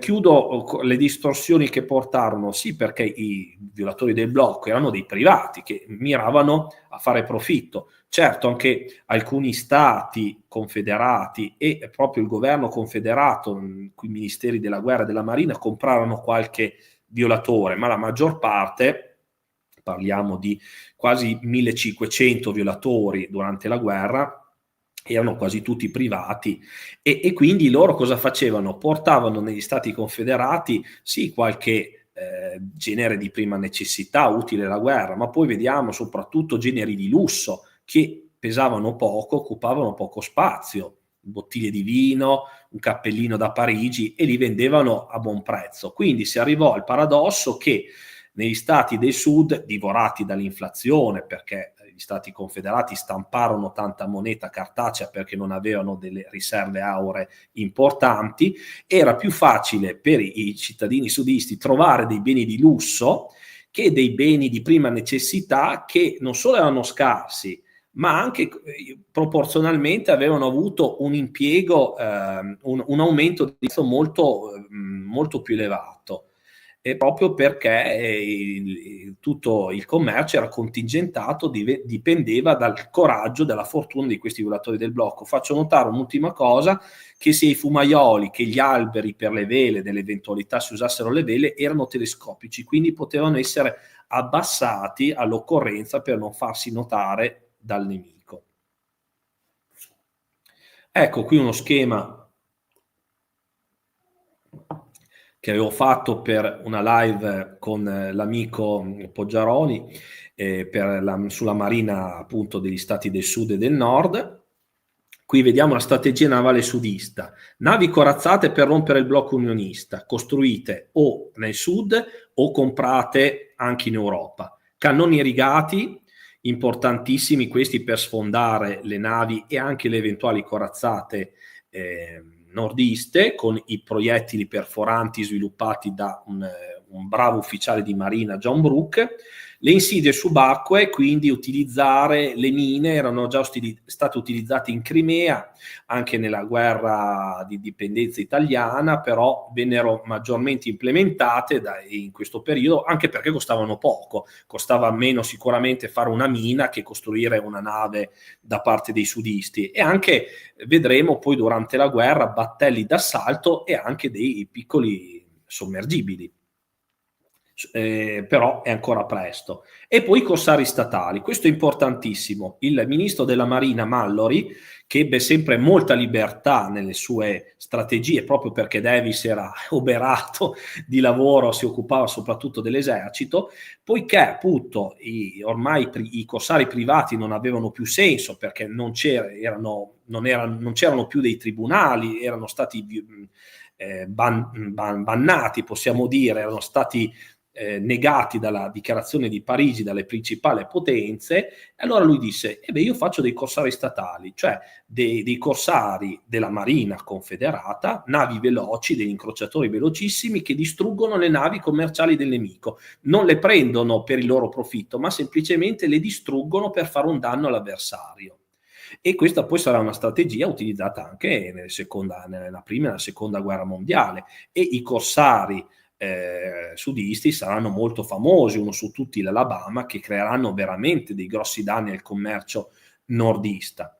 E l'ultimo punto della strategia navale sudista è il sostegno ai violatori del blocco, questo l'abbiamo già detto. E dall'altra parte, specularmente, più in basso, la strategia navale unionista cos'era? Intercettare i violatori del blocco, con una tripla cintura di navi. Sulla costa c'erano delle navi più piccole che pattugliavano, poi delle grosse navi, delle cannoniere un po' più a largo per bombardare l'eventuale tentativo di fuga dei violatori, e poi più a largo c'erano le navi più veloci per l'inseguimento. Devo dire che i violatori del blocco, si è calcolato che più di 8.000 furono le violazioni del blocco, quindi a ciascuna nave violatrice del blocco in media faceva 3-4 viaggi, ed era già un grandissimo profitto per gli armatori, perché bastava anche un viaggio per rientrare dei costi e guadagnarci. Ma perché ci furono, soprattutto all'inizio, tante violazioni del blocco? Perché per la nave unionista che catturava la nave violatrice del blocco c'era un grosso premio, e quindi piuttosto che bombardarla, fondarla, la cupidigia dei marinai nordisti era quella di inseguirli. Però inseguendole, le navi violatrici del blocco erano più veloci, scappavano, e quindi all'inizio c'erano veramente tanti violazioni del blocco riuscite. Poi ovviamente i blocchi atlantici nemici, questo l'abbiamo già parlato, il controllo del fiume del Mississippi e le operazioni anfibie lungo la costa atlantica. Questo grosso modo. E qui, perdonami, ma proprio calza a pennello la prossima slide, perché diciamo era un po' il pallino di McClellan l'operazione anfibia, sì, vero? Sì, bravo. E qui in mezzo vediamo George McClellan. Qui ho messo di fianco appunto la West Virginia, dove lui si era distinto all'inizio, e insomma dopo la sconfitta del Bull Run si riorganizza l'esercito nordista, si chiamano ulteriori volontari, e McClellan viene messo a capo di questa armata, l'armata del Potomac, un'armata di oltre 100.000 uomini che lui organizza veramente con un piglio scientifico. Un peccato che poi prese una decisione. McClellan era una persona un po' particolare. Lui voleva evitare, all'interno di una campagna militare, diciamo così, voleva avere la certezza di vincere, evitare le incognite, evitare il caso, cosa che però capite benissimo che non è possibile in guerra, non si può, non è un calcolo matematico, non c'è l'esattezza. E fatto sta che comunque McClellan aveva ideato, invece che scendere giù via terra come avevano fatto nell'estate del 1861, ecco, McClellan lavorerà nell'inverno tra il 1861 e il 1862 alla costruzione di questa armata del Potomac. E lui aveva detto: ma io sfrutto la superiorità marittima e sbarco inizialmente a Urbanna, vicino al fiume Rapanno, che per colpire le fortificazioni sudisti a Manassas, che qui vediamo una foto, però poi i sudisti sgomberarono, si ritirarono da Manassas perché era troppo vicino a Washington, e quindi, tra l'altro, vedete i cannoni fatti in legno, qua si vedono nella foto, cioè i poveretti sudisti erano veramente ridotti male, avevano preso dei tronchi, li avevano pitturati di nero per far credere che avessero dei gran cannoni, in realtà non ne avevano tanti. Comunque McClellan alla fine decide di elaborare, di scendere giù via mare a Fort Monroe e risalire, vedete qui in questa cartina la penisola, che era un tragitto via terra sicuramente più corto e anche meno dissestato, non ci sono dei grandi fiumi, un terreno più pianeggiante, e arrivare a Richmond e quindi conquistare Richmond.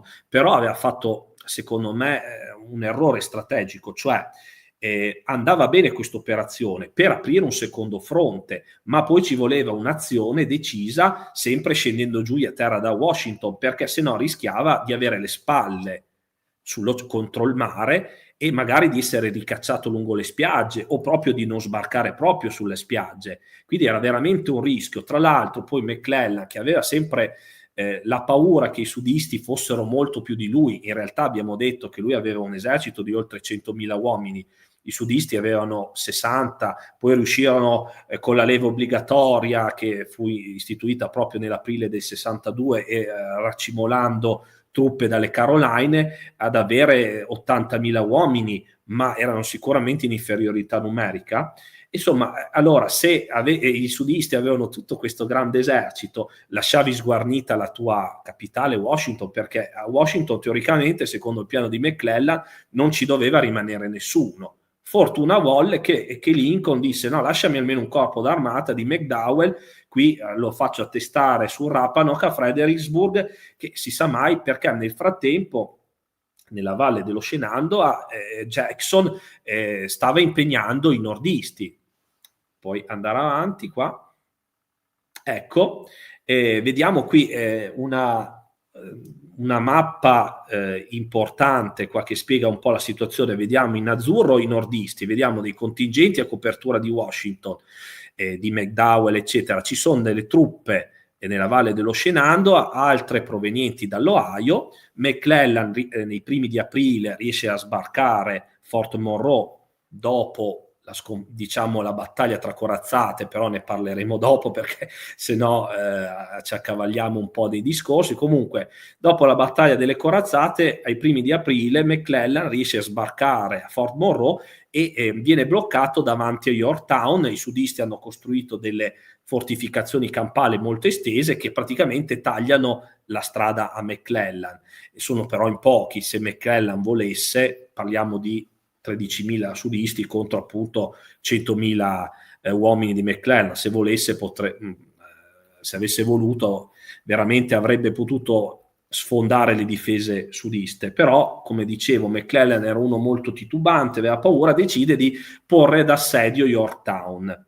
E a questo punto il generale Lee, che nel frattempo è diventato consigliere del presidente Davis, conscio del pericolo che McClellan è lì a pochi, insomma veramente vicino a Richmond, se fossero scesi giù anche i soldati da Washington, c'era un'altra piccola armata di 30-40 mila uomini, e veramente i sudisti non potevano essere ovunque, Richmond sarebbe stata colta in mezzo a una tenaglia. Allora dà dei rinforzi a Jackson e praticamente gli dice: crea una minaccia strategica, perché era questa la tattica che vedremo poi utilizzare da lì, cioè minacciando le importanti città del nord o la capitale Washington, indurre in qualche modo il nemico a dare battaglia, allontanarsi dalla Virginia e magari dare battaglia in condizioni sfavorevoli. Nella valle dello Shenandoah c'erano le Manasutton Mountain, che erano tagliavano in mezzo la valle, e Jackson passando da un canale all'altro della vallata attraverso queste montagne riuscì in qualche modo a colpire i nordisti da una parte e dall'altra di queste montagne, riuscendo a avere una superiorità numerica locale e a dare fastidio al generale Banks, che aveva un corpo d'armata nella valle dello Shenandoah, che però l'aveva indebolito per le continue richieste di McClellan di avere ulteriori truppe, e quindi si era indebolito un po' questo fronte, no? Era stata spostata una divisione perché doveva raggiungere McClellan, e quindi Jackson approfitta di questa debolezza. I nordisti sono dappertutto superiori tranne nella valle dello Shenandoah, e quindi Jackson riesce a colpire i vari contingenti nordisti separati, prima Banks e poi anche Fremont. Lo blocca Fremont, il grande John Fremont, esploratore della California, ne abbiamo parlato anche nell'altra live sulla conquista della California, che però era un comandante insomma, come posso dire, un po' titubante, che probabilmente non conosceva magari bene questi passi montani come Jackson, che lui insomma ci aveva vissuto, aveva insegnato al Virginia Military Institute di Lexington lì vicino.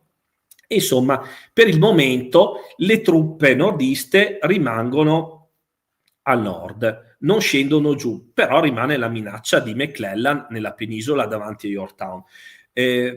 Voglio precisare solo una cosa, Luca: ci sono tante cose che poi mi viene in mente di dire, capite bene che ci sono tanti argomenti anche che si accavallano. Fremont mi ha fatto venire in mente il trattamento degli schiavi da parte delle truppe nordiste, che è importante.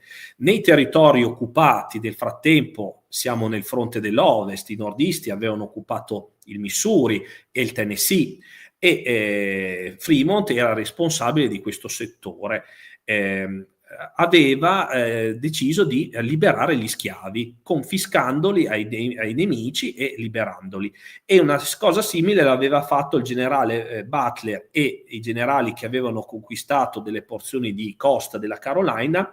Però Lincoln subito li stoppò, anche perché appunto c'erano degli stati unionisti schiavisti che non avrebbero accettato la liberazione di questi schiavi, e quindi per il momento la questione liberazione degli schiavi fu accantonata. Questi poveretti che scappavano dalle piantagioni cercando di raggiungere i nordisti furono, diciamo così, reclutati come confiscati come un bene, no? Cioè l'esercito invasore, in questo caso nordista, prende dei beni al nemico e li tiene, non gli dà la libertà, li tiene con sé, li usa magari per costruire delle infrastrutture, li mantiene. Comunque l'importante era sottrarli, almeno per il momento, dai sudisti, non dargli una mano nei campi, nei vari lavori di fatica, e questo era già comunque un risultato. Ovviamente il problema veniva rimandato, però vedremo che poi insomma sarà risolto abbastanza, direi brillantemente, da Abramo Lincoln più avanti. E niente, possiamo andare Allora, io prima ti fermo un secondo, intanto per dire, se è sempre sulla questione anche degli schiavi, o a questo punto ex schiavi, poi se non ricordo male, adesso poi dimmi se sbaglio ovviamente, perché è più argomento tuo che mio, specialmente nel 63, tra la primavera e l'estate del 63, inizierà poi, non so se però in questo teatro, ecco, cioè alzo le mani qui, a essere anche creata da parte del colonnello Shaw il 54esimo dei volontari Massachusetts, se non ricordo male, cioè quello praticamente fatto principalmente da ex schiavi afroamericani, e alcuni riuscirono anche un po' a scalare qualche grado da sottufficiale, se non ricordo male. Quindi ecco, forse anche questa cosa da un certo punto di vista giocò pro nord e contro di fatto il sud. Il sud poteva tranquillamente, ecco, magari sfruttare anche il capitale umano che aveva, come schiavi, e forse avrebbe avuto molti più effettivi, ma ovviamente non lo fece. Poi se posso aggiungere, dato che ci sono delle domande secondo me anche molto interessanti, Prego. Tornando alla questione diciamo delle informazioni arrivate a McClellan per quanto riguarda le cifre dei sudisti, ecco, si chiede se appunto furono la Pinkerton di fatto Sì, a dare sì, sì. informazioni che poi non Alan Pinkerton, che col nome della maggiore Allen, era un agente privato di investigativo e che aveva già avuto degli ottimi, McClellan lo conosceva già per il discorso delle ferrovie, aveva fatto delle indagini sui rapinatori, insomma, delle ferrovie. Effettivamente, tra l'altro c'è anche un bellissimo fumetto su McClellan, il rapporto di Pinkerton con McClellan. Pinkerton in questa occasione però sbagliò tutti i rapporti, forse anche, io dico anche, non lo so, per compiacere McClellan. McClellan, tenete presente che era una persona molto strana, al limite o ci era o era un traditore, perché non veramente prese delle decisioni assolutamente sconsiderate. A lui gli faceva comodo probabilmente avere questi rapporti che giustificavano la sua lentezza, la sua prudenza. Ricordo che McClellan poi era stato, nominato a novembre anche comandante in capo di tutte le forze unioniste al posto del povero Scott, che non ne poteva più perché era sempre scavalcato da questo uomo giovane, 35 anni aveva, quindi che non aveva mai avuto dei grossi comandi perché si era congedato dall'esercito da capitano, quindi non era mai neanche stato sconfitto, quindi a volte ci vuole anche un po' di bagno di umiltà nella propria vita prima di avere degli incarichi così grandi. E quindi insomma era assolutamente convinto della sua tattica. Diciamo che dal punto di vista anche umano dice cercare di limitare le perdite va bene, gli dispiaceva rovinare il suo esercito che aveva costruito, però in battaglia poi ci devi andare, devi combattere, non puoi pensare di nasconderti sempre dietro delle cifre, dei rapporti che esageravano il nemico. Questo è vero, giusto. Pinkerton gli diede dei rapporti che non erano giusti, non erano vero, assolutamente. Sì, tra l'altro anche gli storici americani militari ovviamente non considerano molto bene McClellan, se andate un attimo a scartabellare. E poi altra domanda, quanto stette da sé a Yorktown? 3 settimane? Di più, quasi un mese, perché l'assedio fu tolto il 3 di maggio, tra il 3 e il 4 maggio scapparono via i sudisti, quindi lui era arrivato l'8 di aprile davanti a Yorktown, sì, insomma, un mesetto, dai, fateci un po' i conti, sì, 3 settimane, un po' più di 3 settimane. Comunque 3 settimane di vitale importanza per la Confederazione, perché riuscirono a portare oltre a fare i reclutamenti nuovi, a portare degli uomini da altri teatri operativi. Nel frattempo Jackson era riuscito addirittura, pensate, ad arrivare quasi ad Harper's Ferry, quindi all'uscita della Valle dello Shenandoah, che poteva minacciare Washington. Dopo si ritirò per non rimanere intrappolato, però veramente Jackson spaventò molto Lincoln, spaventò molto il ministro della guerra Stanton, che appunto decisero di richiamare delle truppe di McDowell, di tenerle ferme lì, di non farle andare verso la penisola. E niente, così. Volevo dire una cosa sugli schiavi, scusami. Prego. Aspetta, tu avevi detto adesso sì, per il reclutamento dei... Esatto. Ne parleremo dopo col proclama di emancipazione, sarà nel 1863 in poi, verrà creato il Freedmen Bureau. Sì, c'è anche di mezzo ovviamente Frederick Douglass su questo. Sì, su spinta anche, diceva giustamente, se la decisione, quando Lincoln prese poi la decisione di fare il proclama di emancipazione, quindi di liberare questi schiavi, giustamente bisognava dare la possibilità anche a loro di conquistare la libertà, di combattere, e saranno 180.000 poi i soldati di colore che combatteranno per l'Unione, quindi un nuovo esercito per l'Unione, che invece poteva magari essere utilizzato dagli stati sudisti. Fu un grave errore per il Sud non arruolare gli schiavi, ovviamente avevano paura dopo la guerra di indipendenza del 1812, e le persone, gli schiavi, erano stati allontanati dalle milizie, dagli eserciti, per paura che ci fossero delle ribellioni. Però, come giustamente io l'ho scritto anche in un mio libro, Robert Lee in una sua lettera aveva visto molto lontano, ha detto: se noi li liberiamo, decidiamo noi quello che è il nostro futuro e come emanciparli. Chi combatte con noi gli diamo la libertà, ci assicuriamo di avere delle persone che comunque abitano nel nostro territorio, che ci vogliono rimanere, che però combattono per noi e non vanno a combattere per il nemico. E questo Sì. però... No, è interessante questa cosa che dissi lì. C'è però, secondo me, un piccolo problema, cioè la moneta di scambio.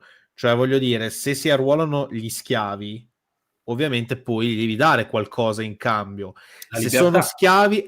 se sono schiavi vuol dire che non li paghi e quindi non puoi considerarli come soldati.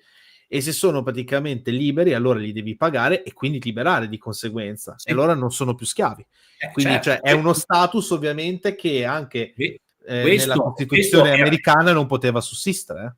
Questo è il punto, il problema più che altro nella Costituzione confederata che garantiva la schiavitù, era questo il problema.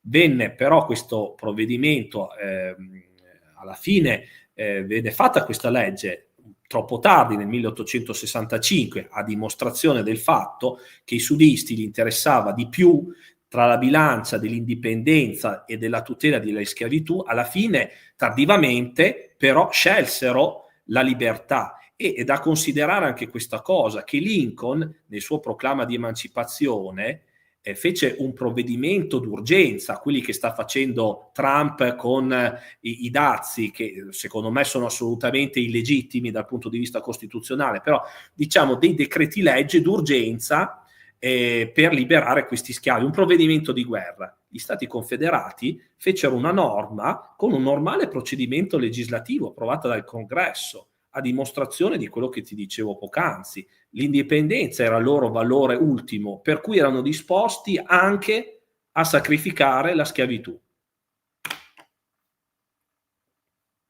Tra l'altro qua appunto Vincenzo chiede se di rimpetto al sud qualcosa, qualche unità di colore. Compagnia la fecero alla fine della guerra, quando però ormai era tardi, sfilarono qualche truppa di colore a Richmond, quando però ormai veramente Grant stava per entrare a Richmond e sfondare tutte le difese di lì. Gli schiavi furono però utilizzati anche prima, non come combattenti, ma come personale civile, diciamo che addetto, non so, alle escavazioni delle trincee, cuochi, portaordini, furono utilizzati comunque dall'esercito confederato, non imbracciando le armi, ma dando una mano appunto in queste altre funzioni, diciamo così. Perfetto, quindi spero che ecco, tutte queste domande siano state cioè abbiano trovato risposta. Torniamo allora a bomba appena hai bevuto. Sì, allora vi avevo detto che McClellan era sbarcato a Fort Monroe i primi di aprile. Prima non era riuscito, prima di tutto perché c'era da organizzare centinaia di piroscafi, veramente era stata una spedizione con centinaia di cannoni, migliaia di muli, di cavalli, si era portato un equipaggio per i ponti mobili, l'equipaggio del telegrafo, per i palloni aerostatici, quindi... Però il problema principale è che a un certo punto, l'8 di marzo del 1862, da Norfolk uscì fuori questa nave qua a destra, come ne abbiamo parlato prima, la Virginia, la prima corazzata del sud, e con la quale il ministro Mallo ripensava di eliminare il blocco, le navi che bloccavano in quel momento la baia di Chesapeake. E vedete, è una struttura particolare, non è una nave normale con le fiancate imbottite di ferro, ma era una nave totalmente diversa, cioè lo scafo della Merrimack era stato tagliato e sopra gli si era costruita praticamente questa casamatta galleggiante, sembrava quasi una casa sommersa, e vi erano stati messi 10 cannoni, tra cui dei cannoni Brooke rigati, quindi veramente potenti, che potevano sparare dei cannoni perforanti, dei proiettili perforanti, che poi vi farò vedere, dovrei aver messo una foto, in grado veramente di distruggere qualsiasi nave, oltre che il normale munizionamento, le granate esplosive per le navi di legno normali. E cosa da dire? Aveva anche uno sperone questa davanti, la corazzata Virginia, perché? Proprio perché adesso le navi non si muovevano più col col vento, ma col vapore, quindi erano più libere di movimento, lo sperone diventava come una baionetta sul mare. Si poteva combattere anche così, speronando il proprio avversario, sfruttando l'autonomia di movimento del vapore. Purtroppo la Virginia aveva praticamente era un rostro. Bravo, si combatteva come facevano i greci nelle galere romane. Ovviamente loro avevano i remi, questi avevano, oltre ai cannoni, avevano il vapore che in caso di necessità poteva veramente essere utilissimo. E il problema, dicevo, della Merrimack, la chiamiamo Virginia ormai, è stata ribattezzata, era che aveva i motori della vecchia Merrimack e quindi era molto molto lenta. E poi un'altra cosa, sotto non era tutta ricoperta di lastre di ferro, perché sotto il pelo dell'acqua le lamiere arrivavano a circa 60 centimetri, sotto c'era il legno, quindi poteva essere vulnerabile. Perché c'era questo errore? Perché il progettatore John Porter, quando aveva fatto i calcoli, non aveva tenuto conto, per il pescaggio, non aveva tenuto conto che il peso della Merrimack era molto superiore, perché aveva ancora il fasciame e gli alberi, che però dopo non aveva più, e quindi stava troppo sopra la Virginia, quindi fu riempita di rottami di ferro per tenerla abbassata, però capisci bene che la rese ulteriormente lenta. L'equipaggio era di circa 300, più di 300 uomini reperiti con estrema difficoltà, vennero presi anche dei soldati normali proprio perché i marinai del sud non ce n'erano tanto, però al comando aveva degli ottimi ufficiali. Il comandante era Franklin Buchanan, che lui era un ufficiale di vecchio corso, era del Maryland, si era dimesso quando si pensava, come abbiamo parlato all'inizio, che il Maryland fosse, insomma, dichiarasse la secessione. Poi dopo il Maryland non aveva fatto la secessione, lui aveva tentato di ritornare nella marina unionista, insomma alla fine era rimasto nel sud e gli era stato dato questo incarico. Poi aveva Catsby Jones come secondo, un altro ottimo ufficiale, e Hunter Davidson, che sarebbe poi stato importantissimo per il discorso delle mine subacquee. Quindi la Virginia lentamente esce fuori e sperona una nave, la Cumberland, una corvetta, e gli apre praticamente uno squarcio come un portone e sprofonda. Le altre navi lì vicino, c'erano delle altre fregate a vapore, cercano di bombardarla, ma i proiettili ovviamente rimbalzano nella corazza, la corazza resiste e alla fine la Congress, un'altra nave, cerca di scappare ma poi si incaglia nelle acque basse e la Virginia la bombarda senza pietà con delle granate esplosive e alla fine si arrende anche la Congress. Cosa succede in quel momento? Tra l'altro ricordo che nella Congress c'era il fratello di Buchanan impiegato come ufficiale pagatore, per dirvi anche l'aspetto anche umano di questa guerra. Non ne abbiamo parlato perché, ripeto, ci sarebbe veramente da fare dei discorsi lunghissimi, però una nazione divisa, anche delle famiglie divise, non ultimo Lincoln, che aveva i suoi cognati arruolati, i fratelli della moglie arruolati nell'esercito sudista e che peraltro aiuterà poi quando uno di questi morirà, aiuterà la vedova. Tornando alla Merrimack, scusate, alla Virginia, appunto la Congress si arrende, escono fuori, ci sono anche delle altre navi sudiste che danno una mano alla Virginia per prendere i prigionieri. Nel frattempo però arrivano dei proiettili, delle fucilerie, perché vedete qui la mappa, la battaglia si svolge in una specie di grande anfiteatro naturale, tutto attorno ci sono delle coste e i tiratori colpiscono Buchanan alla coscia, all'arteria femorale, quindi non sarà presente poi il giorno dopo e questo sarà una grave perdita per la Virginia. La Virginia aveva subito comunque dei danni, fumaiolo, c'erano state qualche ferito perché le granate comunque erano penetrate dalle feritoie e alla fine lascia stare un'altra nave incagliata, la Minnesota, la bombarda un po', poi viene buio e i sudisti si vanno a accostare, riprenderanno poi nelle loro intenzioni il giorno dopo la distruzione della Minnesota. Però nel frattempo succede una cosa, un caso della vita, che il 6 di marzo era partito da New York una strana nave, il Monitor, quell'altra geggino lì che sembra un vassoio con sopra non so, una cosa di yogurt, di ricotta rotonda, che era il monitor, e questo monitor aveva una storia particolare. Infatti i nordisti, che all'inizio della guerra non avevano nessuna corazzata, decidono di procurarsene una. Si sa mai che i confederati, poi nel frattempo poi delle voci erano arrivate che i confederati cercavano di comprare in Europa o di costruire delle corazzate, perché comunque i giornali spesso involontariamente rivelavano nelle notizie, stiamo parlando di un paese unito fino a poco tempo prima, quindi c'erano spie da una parte e dall'altra, e quindi si era fatto un concorso di vari progetti, tra cui uno che si chiamava Galena, che era un progetto simile a quello della Gloire, e venne fatto vedere a un certo John Ericsson, un inventore svedese, per un parere. Ericsson, che fino ad allora era stato un po' messo da parte, era un inventore veramente geniale, aveva inventato anche lui la locomotiva ed era forse meglio di quella di Stevenson, però arrivò tardi nel brevetto, ma aveva inventato l'elica per le navi, e addirittura aveva costruito una nave mostrata appunto a Eleka qualche anno prima al ministero, al segretario della Marina e al segretario di Stato, per una dimostrazione. Successe però che esplose un cannone e uccise appunto i due segretari. Da allora Ericsson era stato messo da parte come un pazzo. In realtà era veramente un genio.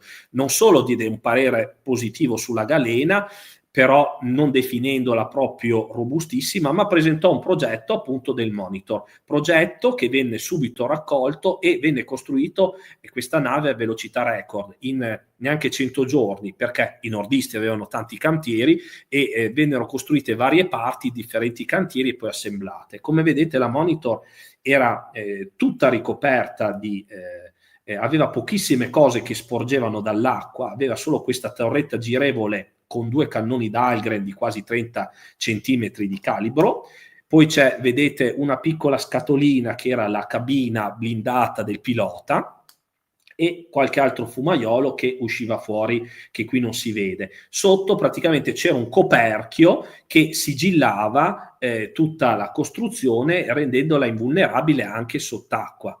Era veramente una nave innovativa. Poi tra l'altro all'interno c'erano pensate anche i servizi igienici che si espellevano diciamo le deiezioni. Poi i cannoni, i due cannoni, la torretta era rotante e i due cannoni si spostavano utilizzando il vapore prodotto dalle macchine, mentre invece la Virginia aveva le normali corde e i carriaggi alla marsigliese, dove per rimettere il cannone al posto bisognava tirare le corde. Insomma, comunque sia, dopo una navigazione perigliosa, perché entrambe queste due navi non avevano delle grandi qualità nautiche, la Monitor arrivò proprio la sera dell'8 marzo e gli fu ordinato di coprire la Minnesota. Il giorno dopo la Virginia uscì fuori, si trovò di fronte quest'altra corazzata. Immediatamente iniziarono a bombardarsi a vicenda, senza però ottenere dei grandi risultati. Le corazzature resistevano. Per il momento le corazze avevano avuto la meglio sul cannone, e poi a un certo momento cercarono di speronarsi a vicenda. La Virginia cercò di speronare, però aveva già avuto danneggiato lo sperone dal giorno prima, e comunque la Monitor era più veloce e scansò il colpo. Manovrando, diciamo che per alcune ore queste due navi girarono una attorno all'altra, fino a che come si dice, la Virginia si incagliò. E questo fu un momento tragico, perché poteva essere veramente bombardata a fondo dalla Monitor, e dai poteva creargli dei problemi, perché l'elica e le catene diciamo del timone erano un po' scoperte. Tuttavia Jones diede un nome molto coraggioso di rompere tutte le sicure, diciamo così, le valvole di sicurezza della nave, mise al massimo la pressione, buttando anche delle balle di cotone che bruciavano molto più velocemente del carbone. Si disincagliò proprio al momento giusto, prima che la Monitor arrivasse a contatto, e i sudisti riuscirono a sparare una granata proprio nella cabina di pilotaggio e accecarono per il momento il tenente Warden, che era il comandante della Monitor. Ci fu un momento di panico nella Monitor, si allontanarono e la battaglia fondamentalmente finì lì, perché poi la Monitor si avvicinò, tirò qualche cannonata, ma il comandante che aveva preso il posto di Warden non se la sentiva di rischiare, c'erano comunque dei morti, dei feriti, e idem anche la Virginia, per cui lo scontro finiva così, senza né vinti né vincitori, ciascuno tornava alla propria base. Entrambe avevano avuto la possibilità di vincere, perché la Virginia, se avesse utilizzato i proiettili perforanti, poteva veramente bucare la corazzata della Monitor, come si sarebbe visto in altre battaglie. Però io penso che in quel momento i soldati, i marinai del sud non pensavano di incontrare una nuova corazzata e non si erano dotati di questi proiettili, avevano delle normali granate per navi di legno. E dall'altra parte invece la Monitor, se avesse potuto mirare più in basso, avrebbe potuto bucare lo scafo in legno della Virginia. Quindi tutte e due non avevano sfruttato la situazione. Però cosa importante cos'era? Che la Virginia aveva subito comunque dei danni, aveva bisogno di essere riparata, la Monitor continuava a restare lì e quindi a mantenere il blocco. McClellan approfittò della situazione della Virginia, che era in riparazione, per poter fare il suo famoso trasbordo delle truppe, però utilizzando ingegnosamente, devo dire, il fiume York, e quindi il fiume dalla parte settentrionale della penisola, invece che utilizzare il fiume James, che potenzialmente poteva portare le sue truppe direttamente a Richmond, e invece le sbarcò a Fort Monroe e utilizzò, diciamo, il fiume più lontano dalla Virginia per avanzare. Ecco qui, McClellan continua il suo piano, ai primi di aprile sbarca a Fort Monroe e continua la sua marcia verso Richmond. Vediamo qui la mappa in mezzo delle fortificazioni di Yorktown, che aveva anche dei cannoni sul fiume, quindi era difficile per i nordisti superare anche questo ostacolo. Vediamo qui una mappa di un'intera linea fortificata, e qui sulla sinistra vediamo i palloni aerostatici, che poiché la penisola era piatta, per vedere cosa faceva il nemico non c'erano delle alture, era necessario per forza utilizzare anche questo nuovo ritrovato. E in alto vedi un'illustrazione delle mine terrestri. Un certo generale Rames, senza avvisare i suoi superiori, questo ti dico un po' l'anarchia dei soldati sudisti, aveva disseminato un po' le trincee di Yorktown, e quando alla fine i sudisti ai primi di maggio, come vi dicevo, abbandonano Yorktown, perché nel frattempo McClellan ha posto delle batterie con dei cannoni veramente potenti che sparavano palle da un quintale, quindi i sudisti non avevano dei cannoni per poter fare un fuoco efficace di controbatteria. Johnston decise di ordinare l'evacuazione, ed in tutta fretta i sudisti se ne vanno, e il mattino dopo si accorge della fuga un certo tenente George Custer, che era salito su questi palloni delle mongolfiere, vede che i fuochi dei sudisti sono diminuiti rispetto alla notte precedente, dall'allarme, e McClellan entra dentro con le sue truppe a Yorktown, ma la trova vuota. Le fortificazioni sono vuote, i sudisti se ne sono andati, si sono ritirati verso Richmond e si sono attestati su un'altra linea fortificata a Williamsburg. E chiudo, no, volevo solo dire un'ultima cosa con le mine terrestri, che quando McClellan se ne accorgerà criticherà pubblicamente questa cosa, protesterà vivacemente, perché era considerato un po' come un'arma traditrice, e i sudisti le utilizzeranno poco via terra, le utilizzeranno molto, come abbiamo già detto, via mare. Ecco qui la battaglia di Williamsburg, dove i sudisti tengono 1-2 ridotte. C'è un attacco da parte dei nordisti che insomma alla fine riescono ad avere la meglio, a far sloggiare con un aggiramento sul fianco, costringono i sudisti con una sola divisione, avevano fatto un'operazione di retroguardia, a sgombrare Williamsburg, e a questo punto McClellan veramente ha la strada dritta verso Richmond, non ci sono più altre fortificazioni. Qui ho messo una foto di George Custer con un suo compagno d'accademia, un certo Washington, che aveva un cognome abbastanza importante, con uno schiavo di colore, perché era il discorso che ti avevo anticipato prima. Comunque i nordisti raccolgono tutti questi schiavi fuggiaschi e li tengono a loro disposizione, non dandogli la libertà, ma confiscandoli come dei beni. E Custer, io mi intestardisco su Custer perché ci ho scritto anche un libro, ne tenne uno come suo servo personale.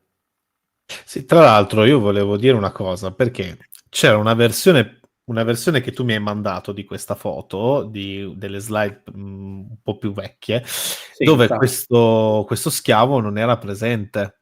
sì, ne ha Quindi, fatte più. quindi insomma è interessante questa cosa, no? E già all'epoca un po' si maneggiava, ci facevano questi magheggi. Andiamo oltre? E niente, qui praticamente mentre McClellan si sta avvicinando sempre di più verso Richmond, dunque poco dopo la battaglia di Williamsburg, vediamo che c'è il pericolo delle navi unioniste che risalgono il fiume James, che vedete qui nella foto, arriva poi a Richmond, è il fiume che bagna Richmond. E la Virginia in questo momento, in questo periodo, cerca di coprire il fiume James e l'arsenale di Norfolk, ovviamente, che è minacciato. Nel frattempo i nordisti hanno conquistato la parte più meridionale della costa della Virginia, minacciano di aggirare, di prendere di rovescio Norfolk, che era presidiato da una divisione sudista del generale Huger. E alla fine c'erano veramente un sacro terrore delle navi unioniste ad avvicinarsi alla Virginia, anche la Monitor, perché comunque la Monitor aveva subito delle grosse ammaccature col bombardamento della Virginia. Sapevano che se venivano colpiti coi proiettili perforanti veramente potevano rimanerci molto danneggiati. Però giustamente come Lincoln, che arrivò a Fort Monroe in quei giorni, disse: ma la Virginia è una sola. Nel frattempo si era iniziata a costruire un'altra, la Richmond, un'altra corazzata, però ci voleva del tempo da parte dei sudisti. Ma scusate, non può essere in due posti contemporaneamente la Virginia. Attaccate sia lungo il James, risalite il James, e attaccate sia Norfolk. La Virginia dovrà decidere cosa difendere. E aveva ragione. Con l'evacuazione tra l'altro di Yorktown era troppo lontane le basi di Norfolk dal resto dei contingenti sudisti, per cui si decise di evacuarlo. La Virginia quindi cercò di aiutare questa evacuazione, però nel frattempo una flotta di 5 navi, tra cui la Monitor, la Galena, quell'altra corazzata diciamo vecchio tipo, e un'altra corazzata, la Naugatuck, che era un piccolo piroscafo, anche lui riadattato, piccola corazzata, e altre 2 navi cannoniere, avevano risalito il James. La Virginia allora cercò di raggiungerle, poiché comunque Norfolk era stato evacuato senza neanche avvisare i componenti della Virginia, e allora cercò di risalire il James. Purtroppo richiedeva un pescaggio elevato. Alla fine la Virginia si ritrovò veramente isolata, senza una base d'approdo. Si era liberata di molto peso per risalire il fiume. A questo punto il legno si vedeva proprio fuoriuscire dall'acqua, per cui il commodoro Tatnall, che aveva sostituito Buchanan, che appunto era in convalescenza dopo la ferita, decise di distruggere la Virginia. E a Norfolk c'è questa isola che si chiama Craney Island, dove, pensate, un giovanissimo Tatnall aveva combattuto gli inglesi nella guerra del 1812, decise di affondarla, e finiva così la carriera di questa corazzata, il cui servizio era durato veramente poco, che però aveva così tanto dato forza ai sudisti, perché si trovavano, come abbiamo visto, in una situazione veramente drammatica. Però le corazzate nordiste furono bloccate in quest'ansa del fiume che si chiama Drively Bluff, dove i sudisti avevano costruito delle postazioni cannoni, e quindi bombardandoli dall'alto al basso riuscirono, c'erano anche delle ostruzioni nel fiume, riuscirono a fermarle, e per il momento diciamo l'attacco via fiume da Richmond era scongiurato, e a manovrare queste artiglierie c'era anche parte dell'equipaggio della Virginia, che era stato affondato l'11 maggio. Questa battaglia si svolse 4 giorni dopo, tutta fretta erano riusciti a raggiungere queste alture. Il problema però continuava per Richmond, perché McClellan era veramente a pochi chilometri.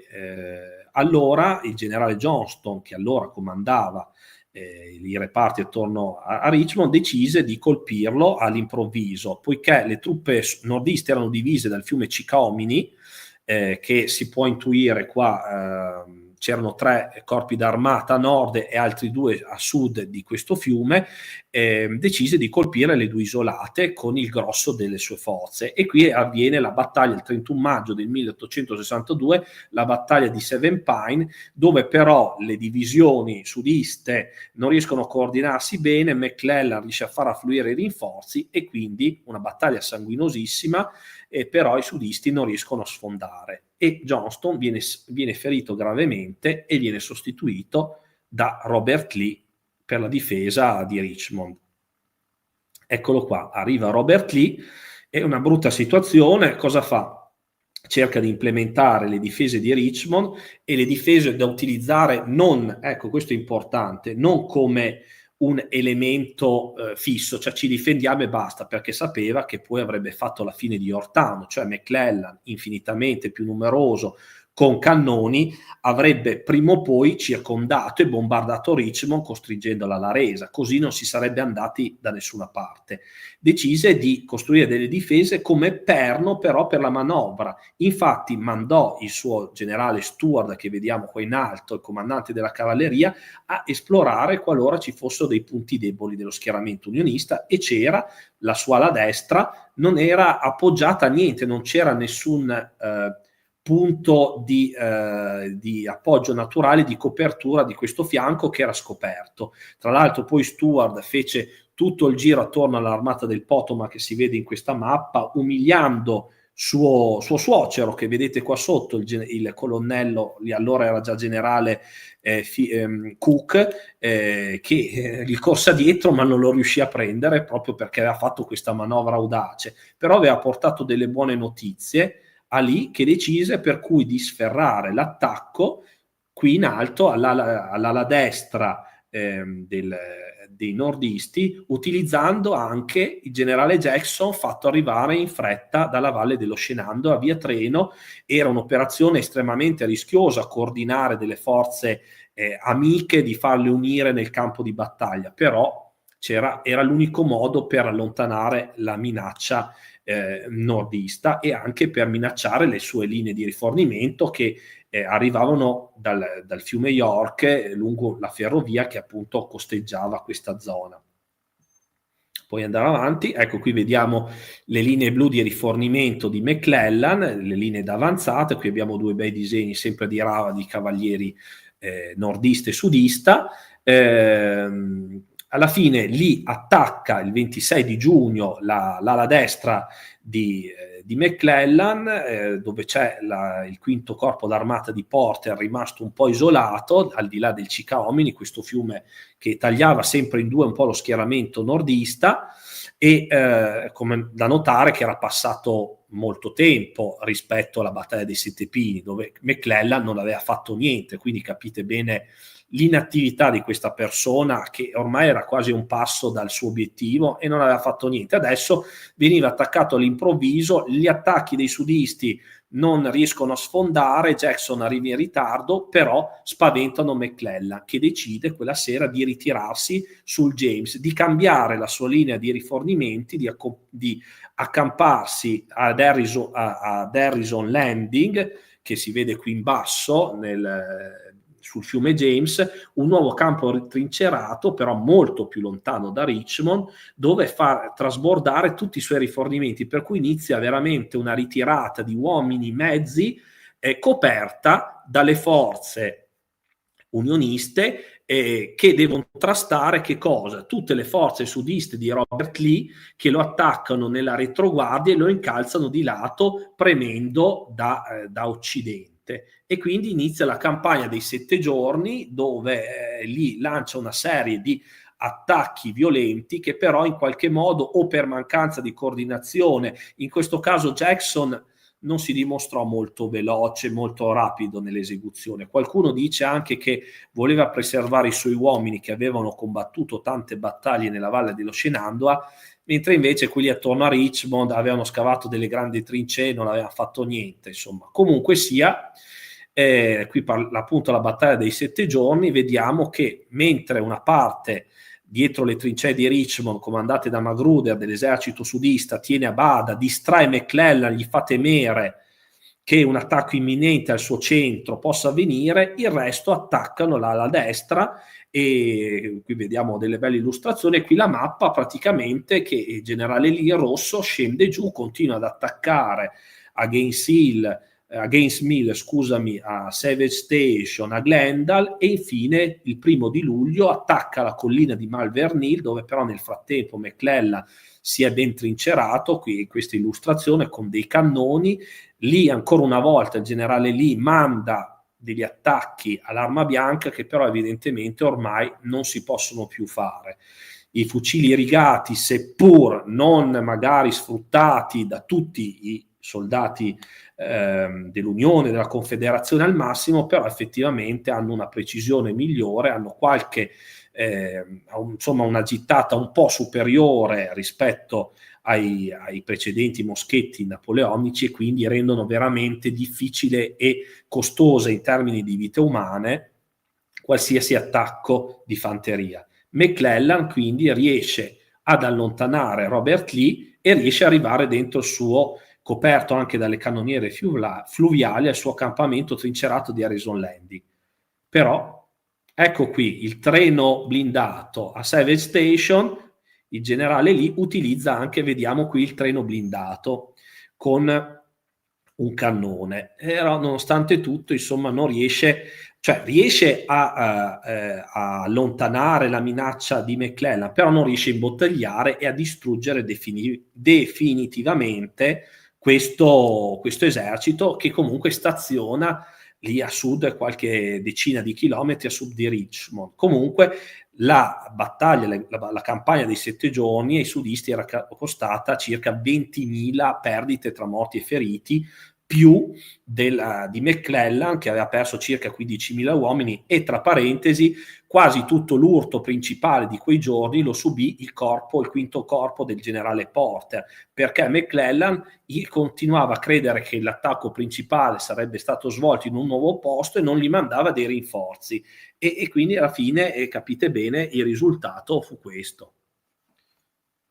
Qui stiamo non so se riusciamo a fare tutto. Beh, andiamo avanti. Sì, dai, ci riusciamo. Cerchiamo di magari stringere un pochino. Se vuoi stringere un pochino, però è un peccato perché ci sono tante cose. Lo so che è un peccato, però so anche che vorrei preservare la tua voce ed evitare anche di dividere troppo questi fronti. Niente, dai, vai avanti. Qui è 2 illustrazioni della battaglia di Malvern Hill, giusto per beneficio del pubblico, e qui ribadiamo quello che abbiamo detto, puoi andare avanti. E qui lì Robert Lee a questo punto ha tenuto a bada McClellan, però nel nord vi ricordate che c'erano ancora delle truppe attorno a Washington nella valle dello Shenandoah. Viene tutto raggruppate queste truppe in un'armata chiamata Armata della Virginia, mentre i sudisti avevano l'Armata della Virginia settentrionale, i nordisti creano questa nuova armata al comando qui del generale Pope, John Pope, che si era ben distinto sui fronti dell'Ovest, col compito insomma di minacciare e di scendere giù, insomma di conquistare Richmond o comunque di distruggere un po' le ferrovie che rifornivano Richmond. Lì però è molto bravo anche in questo caso, perché capisce che McClellan di lì da Harrison Landing non si sarebbe mosso, e anzi viene ordinato dal nuovo comandante in capo Halleck di spostare delle truppe dei corpi d'armata a Washington per riunirli con Pope. 2 corpi d'armata si uniranno a Pope, quindi una forza di ben 80.000 uomini.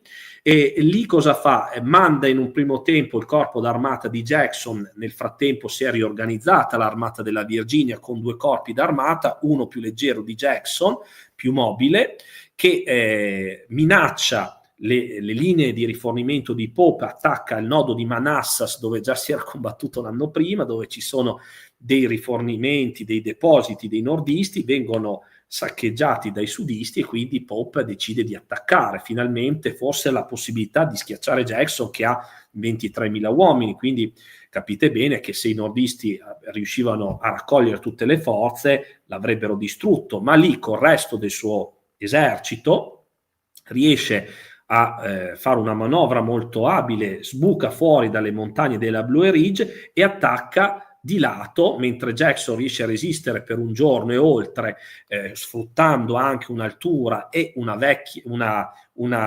scavo di una ferrovia in costruzione, riesce a attaccare di lato Pope. Tra l'altro qui c'è da dire che il generale Porter, che vigilava sul fianco sinistro nordista, che appunto era stato trasferito dall'armata del Potomac, aveva avvisato, cioè era conscio che stavano arrivando i sudisti, però per antipatie con Pope non lo avvisò di questo, semplicemente cominciò a disobbedire. Pope insistette di farlo muovere, insomma alla fine Porter non collaborò per niente e lasciò sguarnito praticamente il suo fianco, travolto dai nordisti. Stavolta però, travolto dai sudisti, stavolta però i soldati del nord si attestarono sulla Henry Hill, che è lì vicino, dove si era attestato Jackson un anno prima, e riuscirono a resistere, a non farsi annientare, però si dovettero ritirare. Ancora una volta lì, dopo aver difeso Richmond, aveva vinto un'altra vittoria, adesso passava all'attacco, nonostante avesse forze sicuramente inferiori, riesce a passare all'attacco e per poco non riesce a imbottigliare l'armata Chantilly del generale Pope, che riesce a ripararsi a Washington. Qui c'è questa illustrazione a destra dove i sudisti, a corto di munizioni, i sudisti del generale Jackson si difendono con le pietre a Manassas, nella seconda battaglia di Manassas del 28 agosto 1862.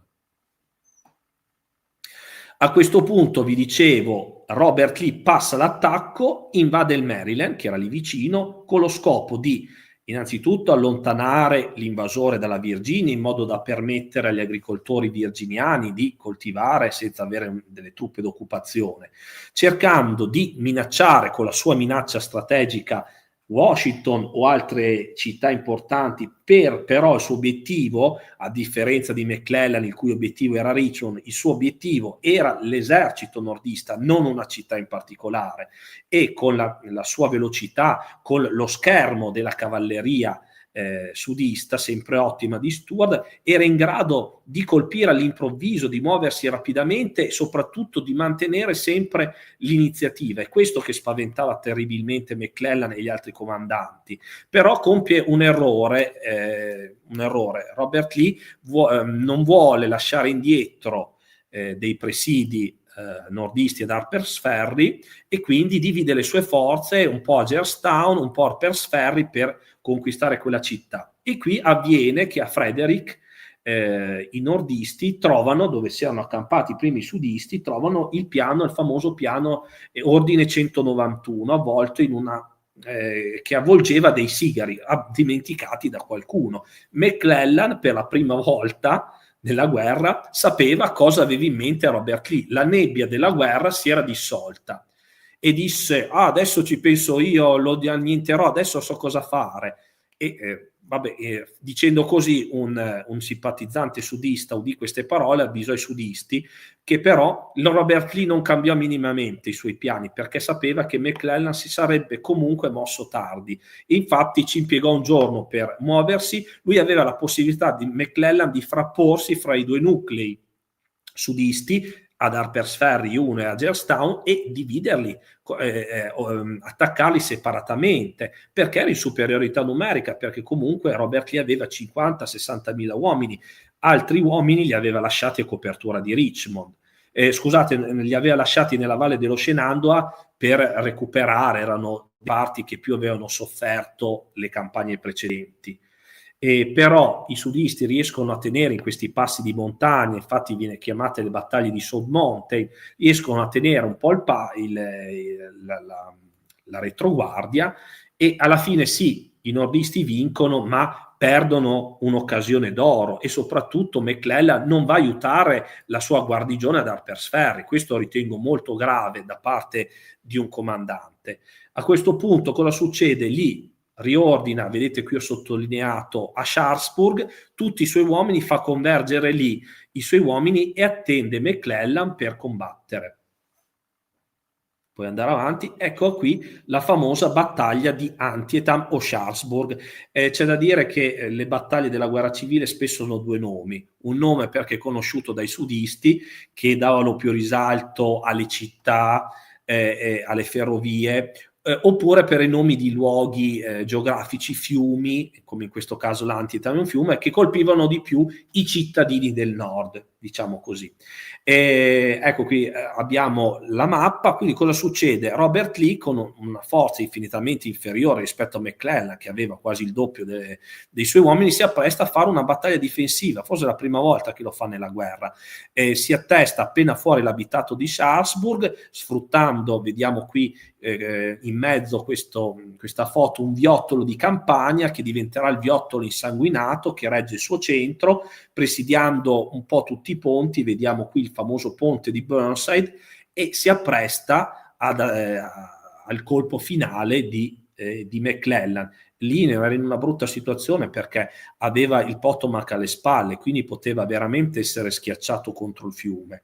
Tuttavia McClellan, come al solito, lascia passare un giorno preziosissimo, perché nel frattempo da Harper's Ferry arrivano le ultime truppe, quasi tutte le truppe sudiste, e quindi inizia a attaccare da nord con delle folate non coordinate. I sudisti riescono a impiegare le riserve vicino appunto alla famosa Dunkirk Church, insomma bloccano le offensive. Poi è la volta del viottolo insanguinato, che i sudisti anche qui riescono a tenere un po' impegnati i nordisti, però alla fine sono quasi ricacciati vicino all'abitato, e finalmente il corpo d'armata, il nono corpo d'armata nordista di Burnside, riesce a superare il ponte che vediamo lì in basso a sud, che prenderà il suo nome, e veramente sta per attaccare, per travolgere le forze sudiste. Lì Robert Lee non ha più riserve, e pensate, quel po' fesso di McClellan, che aveva ancora un intero corpo d'armata da giocarsi, non lo mette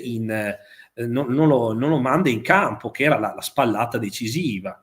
Nel frattempo arriva una divisione da Harper's Ferry di Ambrose Hill e travolge proprio in quel momento sul fianco gli uomini di Burnside, che sono costretti a ritirarsi, e termina qui la battaglia.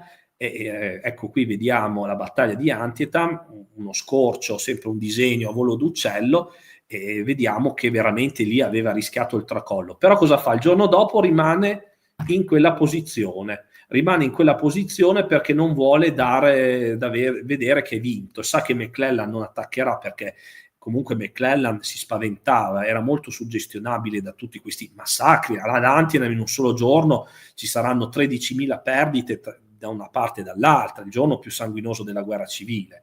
E poi perché Robert Lee aveva attraversato, anche era entrato in Maryland, sperando che tanti cittadini del Maryland potessero raggiungere la Confederazione, cosa che però non avvenne, soprattutto perché i cittadini del Maryland erano prosudisti, soprattutto quelli verso la costa, e comunque quelli che erano prosudisti si erano già arruolati già negli anni prima.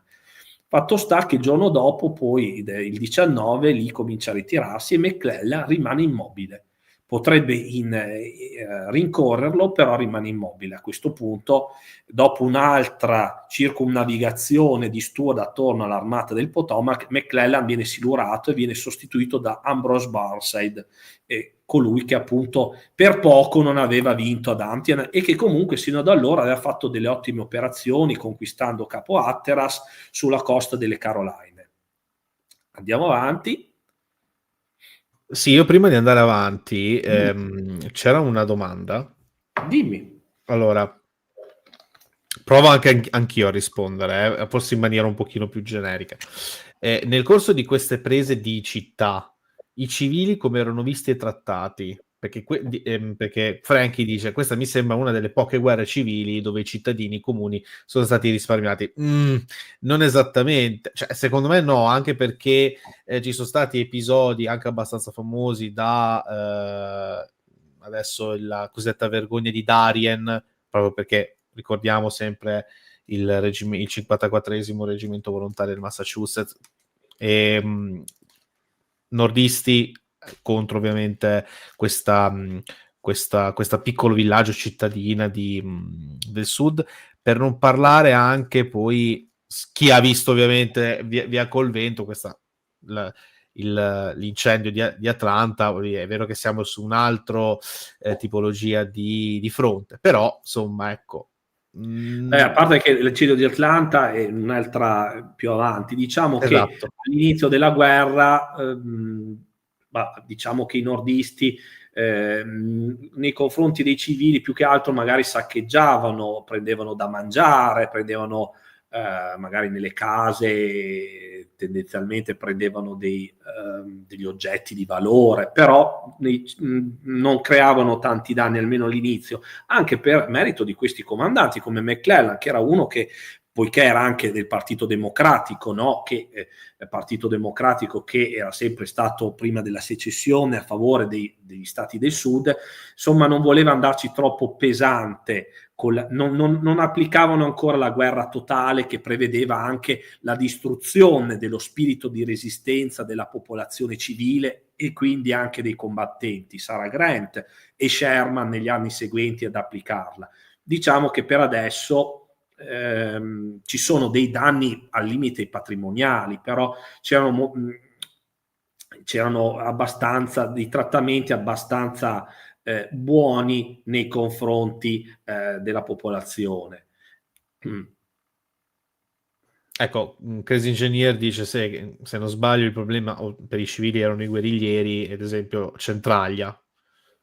Sì, però siamo più magari nella zona più, diciamo, nel Missouri, nelle zone più ovest la guerra era più tremenda, i guerriglieri da una parte e dall'altra, i bushwhacker e i jaywacker erano più c'era già stata la guerra civile del Kansas qualche anno prima, quindi c'erano gli animi più, diciamo che qui a est la situazione almeno per il momento era più tranquilla, ecco, diciamo così.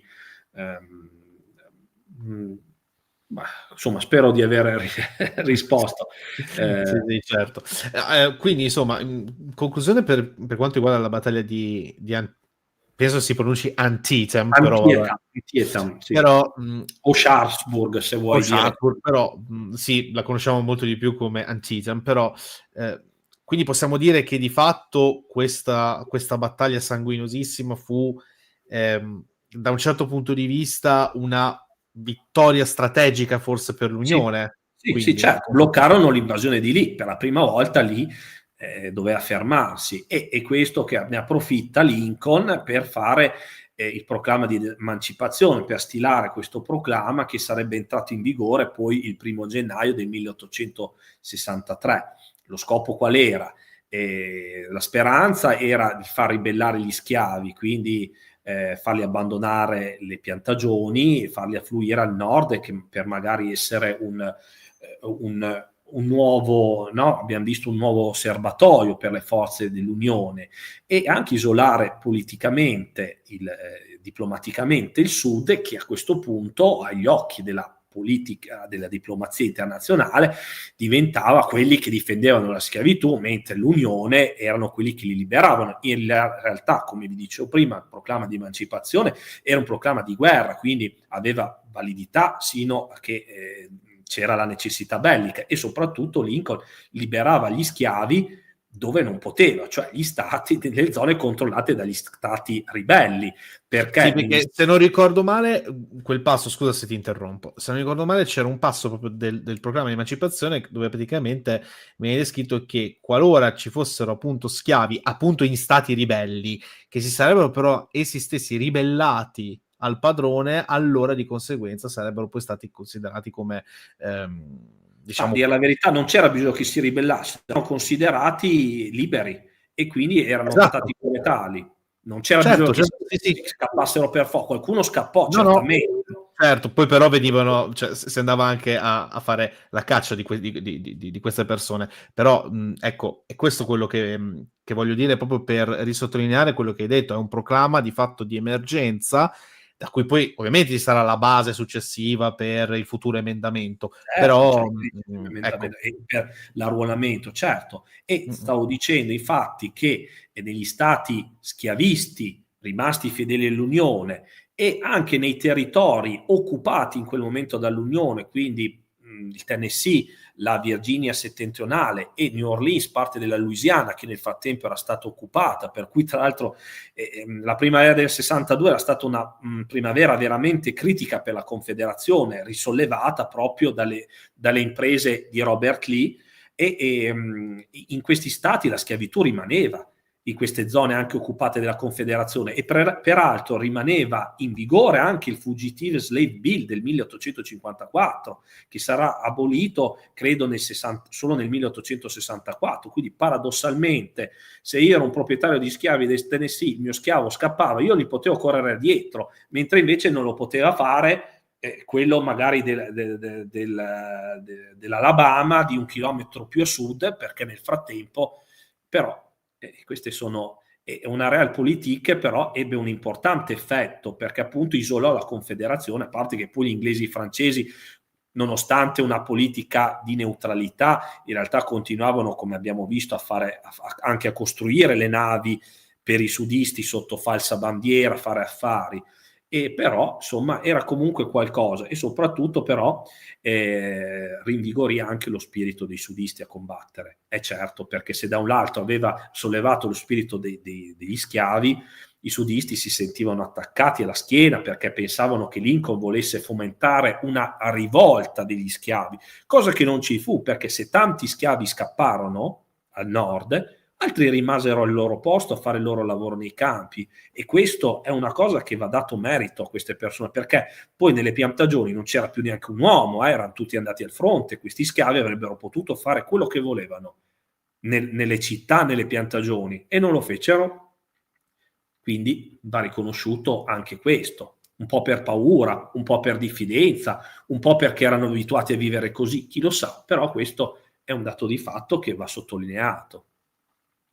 Tra parentesi qua appunto lo metti anche invece, tornando alla questione economica, in slide, che il Sud ovviamente, continua però in qualche modo a commerciare con, la Gran Bretagna ovviamente in primis, eccetera. Sì, Perché? Perché gli servono comunque soldi per mantenere un esercito. certo. Quindi banalmente, ecco, Hanno bisogno di soldi, vendono, come vedi qui, le balle di cotone, vengono ammassate, vengono comprate, viene fatto un prestito proprio nel 1862 che i sottoscrittori confederati, pagato appunto con derrate alimentari, in particolar modo agricole, scusami, in particolar modo cotone, i sudisti riescono a accumulare più di 400.000 balle di cotone, che sono tantissime, però sono anche poche se ne pensi che ne esportavano 4 milioni in un anno, però comunque erano un bello stock che potevano essere utilizzate appunto per acquistare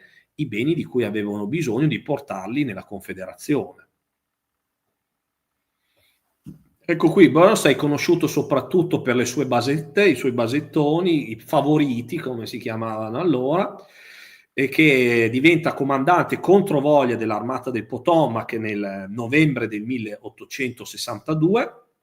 McClellan è silurato, da ora in poi si occuperà di quello che riusciva a fare meglio, la politica, cioè fare opposizione a Lincoln e fare propaganda per il Partito Democratico. McClellan non era un traditore, forse io ho esagerato, era una persona che aveva molta stima di se stessa, gli altri erano tutti degli imbecilli, quindi quello che era la sua convinzione, quella era, e non c'era modo di fargli cambiare idea. Era anche adulato, gli piaceva fare la prima donna, interferiva anche nella politica, e il risultato fu quello che abbiamo visto. Vittoria mancata da Antietam e sconfitte a Richmond, eccetera. Il nuovo comandante però non è da meglio, perché cerca di sfondare, di scendere giù stavolta, lascia stare delle pericolose traversate marine, scende giù dritto per dritto da Washington e incontra il fiume Rappahannock, dove c'è Fredericksburg, la cittadina virginiana dove era vissuta anche la mamma di George Washington, insomma, dove aveva lo studio il presidente James Monroe, studio di avvocato, una cittadina storica, e cerca di battere sul tempo lì, di attraversare il Rappahannock per puntare verso Richmond. Lì però, come al solito, è più svelto, capisce già tutto e si piazza sulle alture appena a sud di Fredericksburg. Lui non prova nemmeno a tenere la città, a malincuore, perché lui aveva vissuto lì, si era innamorato, aveva conosciuto sua moglie, però capisce che è intenibile, perché comunque i nordisti, come al solito, sono sempre in superiorità numerica, hanno dei ponti di barche e quindi dopo un bombardamento della città pongono questi ponti e attraversano, un po' ostacolati chiaramente, però alla fine riescono ad arrivare. E però lì capisce che la posizione migliore è su queste alture fuori dalla città, le cosiddette Mary Aids, e poi c'è anche una via, la Telegraph Road, dove dispone le sue armate praticamente. Vediamo qui un'immagine che si può vedere, le posizioni d'artiglieria, ci sono anche qui delle strade di trincea. Ecco, voglio solo far notare questa cosa: se durante la campagna peninsulare si erano costruite delle trincee, delle fortificazioni da parte sia dei nordisti che dei sudisti, proprio questi attacchi continui di lì avevano forse un po' fatto credere che comunque gli attacchi frontali generosi potevano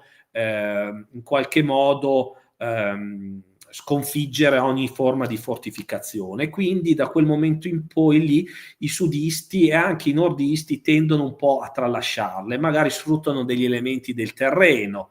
Anche a Sharpsburg era stato fatto, e anche qui sfruttano una strada, un viottolo con dei muretti a secco, però non vengono allestite delle gran fortificazioni, forse anche perché in questo caso lì non ne ha bisogno. Su queste alture imprendibili Burnside ci va a sbattere contro col muso con tutte le sue forze e vengono malamente respinte. Burnside era assillato da Washington, che volevano che attaccasse, e non riesce a trovare di meglio che mandare i suoi uomini alla morte, perché alla fine riescono un po' a sfondare, ma vengono subito ricacciati in un certo punto del fronte.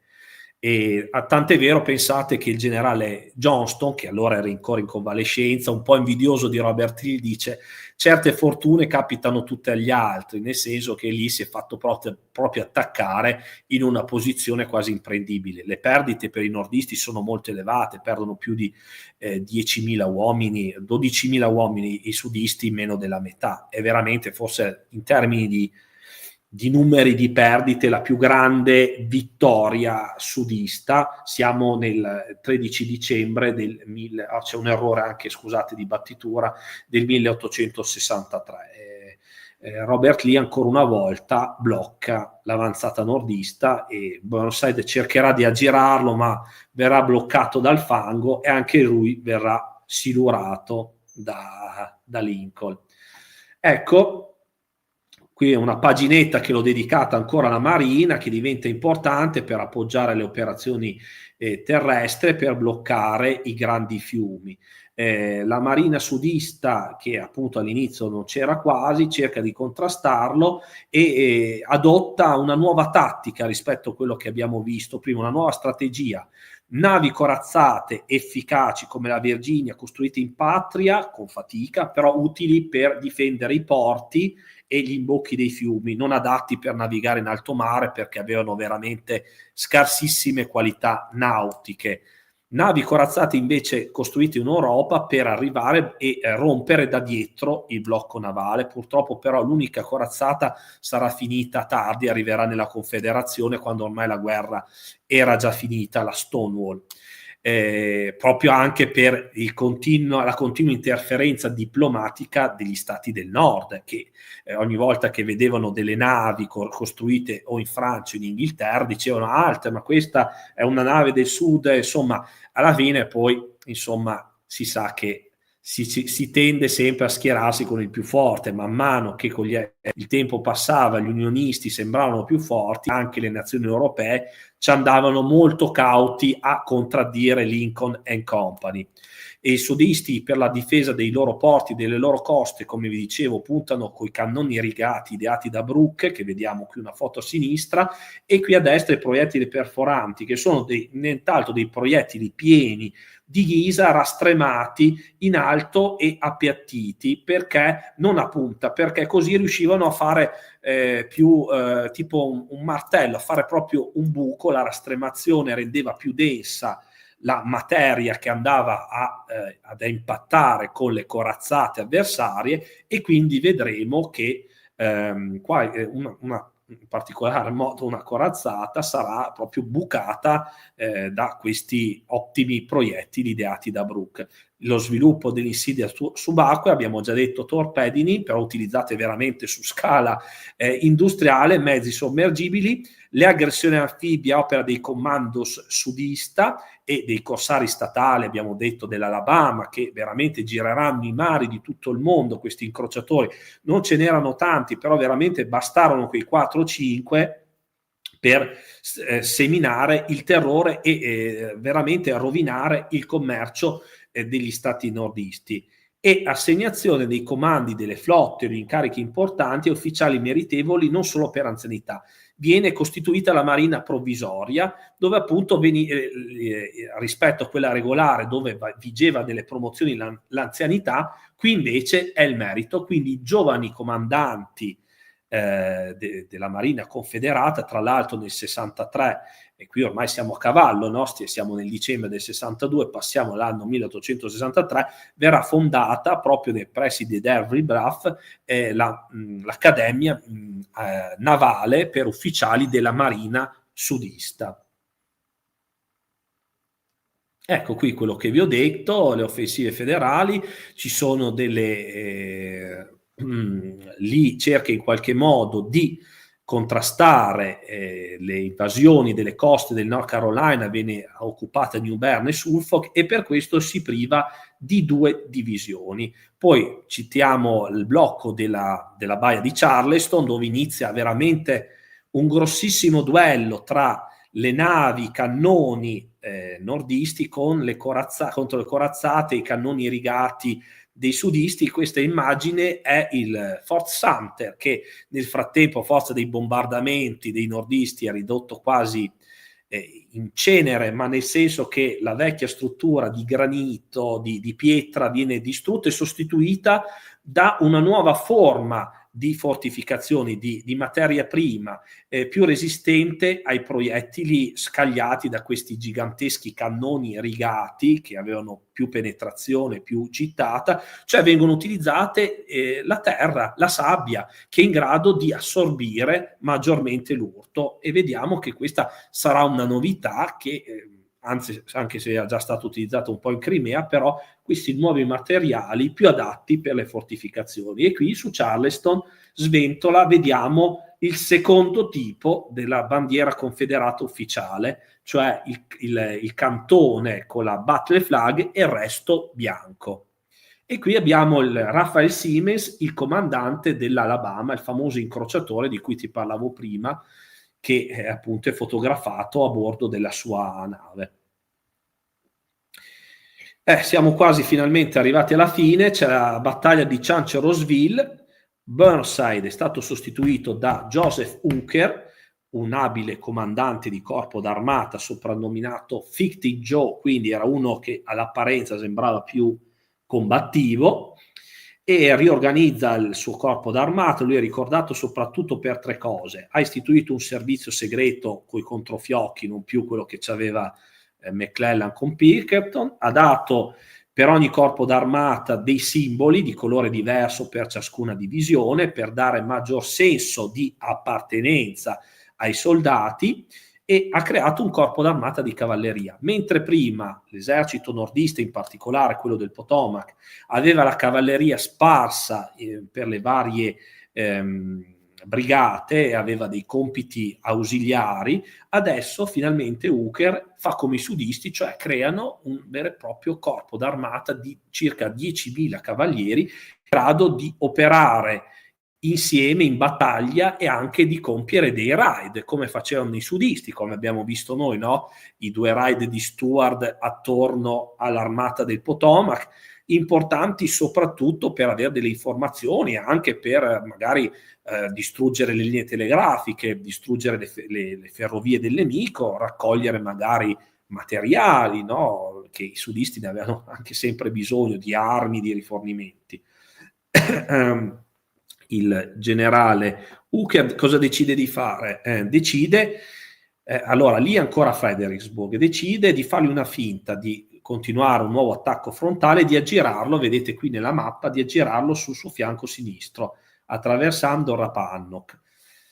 Solo che appunto non ha fatto i conti con la cavalleria sudista che si accorge di questo movimento, e poi soprattutto Hooker entra dentro nella foresta del Wilderness, una foresta veramente impenetrabile, dove la sua superiorità numerica, aveva più di 100.000 uomini con 7 corpi d'armata, e Robert Lee abbiamo detto che aveva poco più di forse 60.000, perché 2 divisioni le aveva mandate in North Carolina, quindi era privo di Longstreet, quindi veramente in una situazione di debolezza. Però lì capisce cosa sta succedendo. Puoi andare avanti, Luca. Ecco qui, lui lascia una divisione davanti a Fredericksburg per bloccare qualsiasi tentativo delle forze armate nordiste lì di attaccare, e con il resto delle sue truppe va incontro all'altezza di Chancellorsville, dove 3 corpi d'armata, poi saranno 4, addirittura 5 e mezzo corpi d'armata di Hooker avevano iniziato a attraversare appunto il Rappahannock, che si erano inoltrati in questa foresta un po' tentoni, con tanta prudenza. Hooker aveva fatto poi un grosso sbaglio, oltre a ridurre la sua artiglieria, perché l'aveva sparpagliata per le divisioni, mentre invece McClellan teneva sempre una riserva a disposizione per l'armata per bombardare determinati punti del fronte, un po' come faceva Napoleone. E poi si era privato di quasi tutta la sua cavalleria per fare un raid appunto vicino a Richmond. Questo raid non creerà dei grossi problemi, sarà inseguito da un po' di cavalleria sudista, però si privava degli occhi, dei suoi occhi, perché la cavalleria di allora erano gli esploratori, gli occhi di una regione peraltro poco conosciuta dai nordisti, e tra l'altro divideva in 2 tronconi il suo esercito, divisi da un fiume. Per carità, i 2 tronconi singolarmente erano superiori di numero alle truppe che si trovavano ad affrontare, però era comunque un problema. Lui contava di sfruttare i palloni aerostatici, le linee telegrafiche, però in mezzo alla foresta il pallone aerostatico non vedeva niente, e le linee telegrafiche ben presto saranno tagliate dai sudisti, dai cavalieri sudisti. Per cui lì si scontra il 1° maggio con l'avanguardia di Hooker, che si fermano all'altezza di Chancellorsville, questa fattoria dove c'è un incrocio, si fortificano un po'. Nel frattempo arrivano tutte le forze. Jackson idea un aggiramento, vediamo qui nella mappa, attraverso un piccolo sentierino nel bosco, di piombare sull'ala destra di Hooker, che non era ancorata sul Rappahannock. Infatti vedete, io ho disegnato questa linea azzurra, il corpo d'armata, il primo corpo d'armata di Reynolds doveva arrivare a coprire la falla sino al fiume, però era in ritardo, e Jackson con 3 divisioni al tardo pomeriggio del 2 maggio arriverà a attaccare il fianco scoperto o quasi dei nordisti, a travolgerli. Nel frattempo che lì, sfruttando anche in questo caso le fortificazioni campali, teneva impegnato il grosso del centro di Hooker. Cosa succede però? Che Jackson, mentre sta verso sera osservando la situazione del fronte, perché cercavano le due forze di Robert Lee di unirsi, di toccarsi al vertice di Chancellorsville. Era come una grossa V lo schieramento sudista, di chiudere all'interno di questa V le forze unioniste. Però nel buio lui, vediamo qui sulla destra, aveva questo impermeabile nero, viene scambiato dai suoi stessi, dalle sue stesse guardie, dalle posizioni di picchetto sudiste per un reparto nemico, e viene ferito al braccio gravemente. Sarà poi ricoverato lì vicino, in una fattoria lì vicino, e morirà, perderà il braccio e morirà poi una settimana dopo per le complicazioni, perché allora purtroppo c'erano delle complicazioni batteriche spesso che colpivano coloro che venivano feriti. Queste pallottole miniere erano tremende, poi si allargavano, non erano camiciate come le pallottole moderne, e quindi al contatto col corpo facevano dei danni veramente incredibili, e poi non venivano sterilizzati bene gli strumenti dei chirurghi, e quindi insomma era facile purtroppo queste cose, e Robert Lee perse veramente il suo ufficiale migliore, che aveva dimostrato anche questa volta a Chancellorsville audacia nei movimenti, non aveva paura di compiere queste manovre. La battaglia però di Chancellorsville continua, poi andare avanti. Il giorno dopo il generale Stuart prende in consegna il resto del corpo d'armata di Jackson. La pressione dei sudisti continua, conquistano, l'avevo messo una foto nella slide precedente, delle piccole radure, delle piccole alture dove possono mettere dei cannoni, che finalmente i sudisti e a Fairview, questa altura, poi un'altra a Hazel Grove, dove riescono veramente a spazzare il terreno e a bombardare la fattoria Chancellorsville, dove c'è Hooker che gli cade addosso, tra l'altro un trave, quindi sempre più sconvolto e sempre più disorientato, non riesce più veramente a capire da dove arrivano i sudisti. Sembra il momento chiave dove i sudisti riescono veramente a intrappolare, a chiudere questa U, l'esercito di Hooker. Però arriva la notizia che nel frattempo a Fredericksburg le forze del corpo d'armata di Sedgwick hanno sfondato, erano 4 volte i sudisti, e quindi insomma alla fine lì deve per forza, per andare a parare la falla, inviare delle divisioni a Fredericksburg, in particolare in località, qui si legge un po', Salem Church, dove c'è una specie di gradino del terreno dove viene bloccata l'offensiva nordista, e il giorno successivo i combattimenti continuano ancora. I sudisti riescono a contrattaccare, raggruppare le forze sia verso Fredericksburg e sia ancora a Chancellorsville. Alla fine Hooker è costretto a ripassare il Rappahannock, e anche Sedgwick dalla parte di Fredericksburg è costretto a tornare indietro. Un grande successo tattico di Lee, che nonostante fosse in inferiorità numerica e nonostante avesse diviso le sue forze già in inferiorità numerica, grazie alla rapidità dei movimenti, grazie alla conoscenza anche del terreno, perché lì c'era della gente che ci viveva, era riuscito ad ammassare gli uomini nel punto giusto, al momento giusto, e aveva ricacciato indietro il nemico, che aveva avuto sì più perdite, però era stata una battaglia dura anche per i sudisti, credo più di 10.000 perdite avessero avuto, e insomma, e poi si era perso. Vediamo qui il generale Jackson, questa litografia, questa stampa non veritiera, un po' allegorica, però comunque alla fine poveretto Jackson era stato ucciso, e per il Sud era una grave perdita. Però il morale dei sudisti era molto alto, e vediamo che poi lì avrebbe continuato, diciamo, sulla spinta di questa ennesima vittoria, avrebbe cercato di invadere nuovamente anche nell'estate del 1863 il nord, però questo ne parleremo la volta successiva. Poi qui credo che ci sia l'ultima slide su... Consiglio qualche libro, qualche film, ovviamente a me Luraghi, ci sono tanti altri autori anche italiani, però a me Luraghi piace molto, credo che sia scritto anche molto bene, magari non ha delle opinioni attualissime sull'efficacia, sull'utilizzo più che altro dei fucili rigati in battaglia, però è comunque un combattente della seconda guerra mondiale e certe cose di ambito militare le conosce, quindi preferisco leggere lui piuttosto che magari autori che non sono mai stati dei militari, non conoscono certi tipi di cose. Qui mi sono permesso umilmente di mettere anche il mio libro su Custer, proprio la guerra civile americana, dove lui Custer parteciperà a quasi tutte le grandi battaglie del fronte est. Quindi, se qualcuno vuole leggere anche questa cosa, secondo me trova tante notizie. Qualche film, Goods and General, che è praticamente la storia un po' del generale Jackson fino alla sua morte, con, vediamo, Robert Duvall,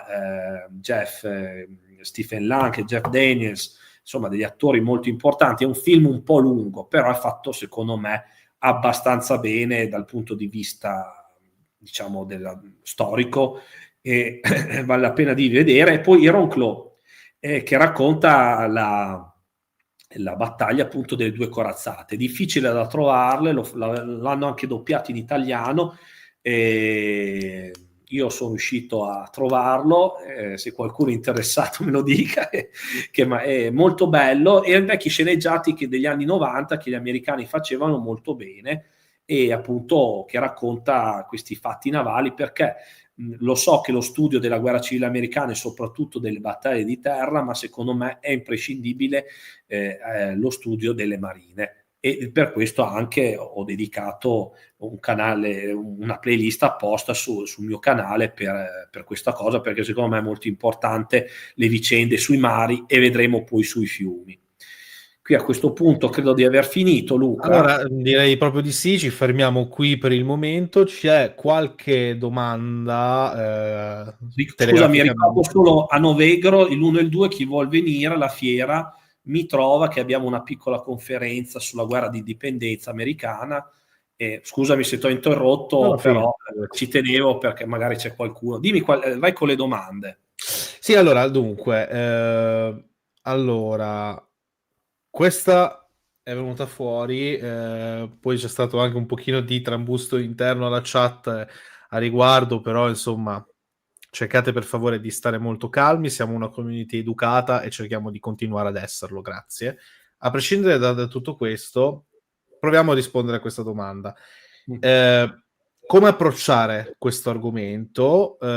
Il tuo, almeno questo è quello che denota l'ascoltatore, è molto biografico, incentrato sulle grandi battaglie, però diciamo che questo ascoltatore voleva capire da un punto di vista, del materialismo storico, più che altro forse della storia economica, che è meglio, perché comunque qua il materialismo storico forse è un po' riduttivo da un punto di vista proprio dello studio a 360 gradi di una guerra, ma in generale di qualsiasi evento storico.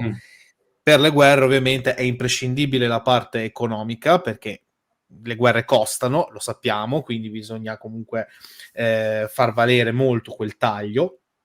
Però ecco, ce ne sono invece anche tanti altri, dalla micro alla macro storia, che sono estremamente interessanti. Tu hai da consigliare qualche libro più di taglio storico-economico? Sì, perché io mi sono occupato anche di questo argomento, essendo laureato in economia, mi era venuto anche questa curiosità. C'è un libro molto bello, si chiama Confederate Finance, che magari poi lo scrivo qua nei commenti.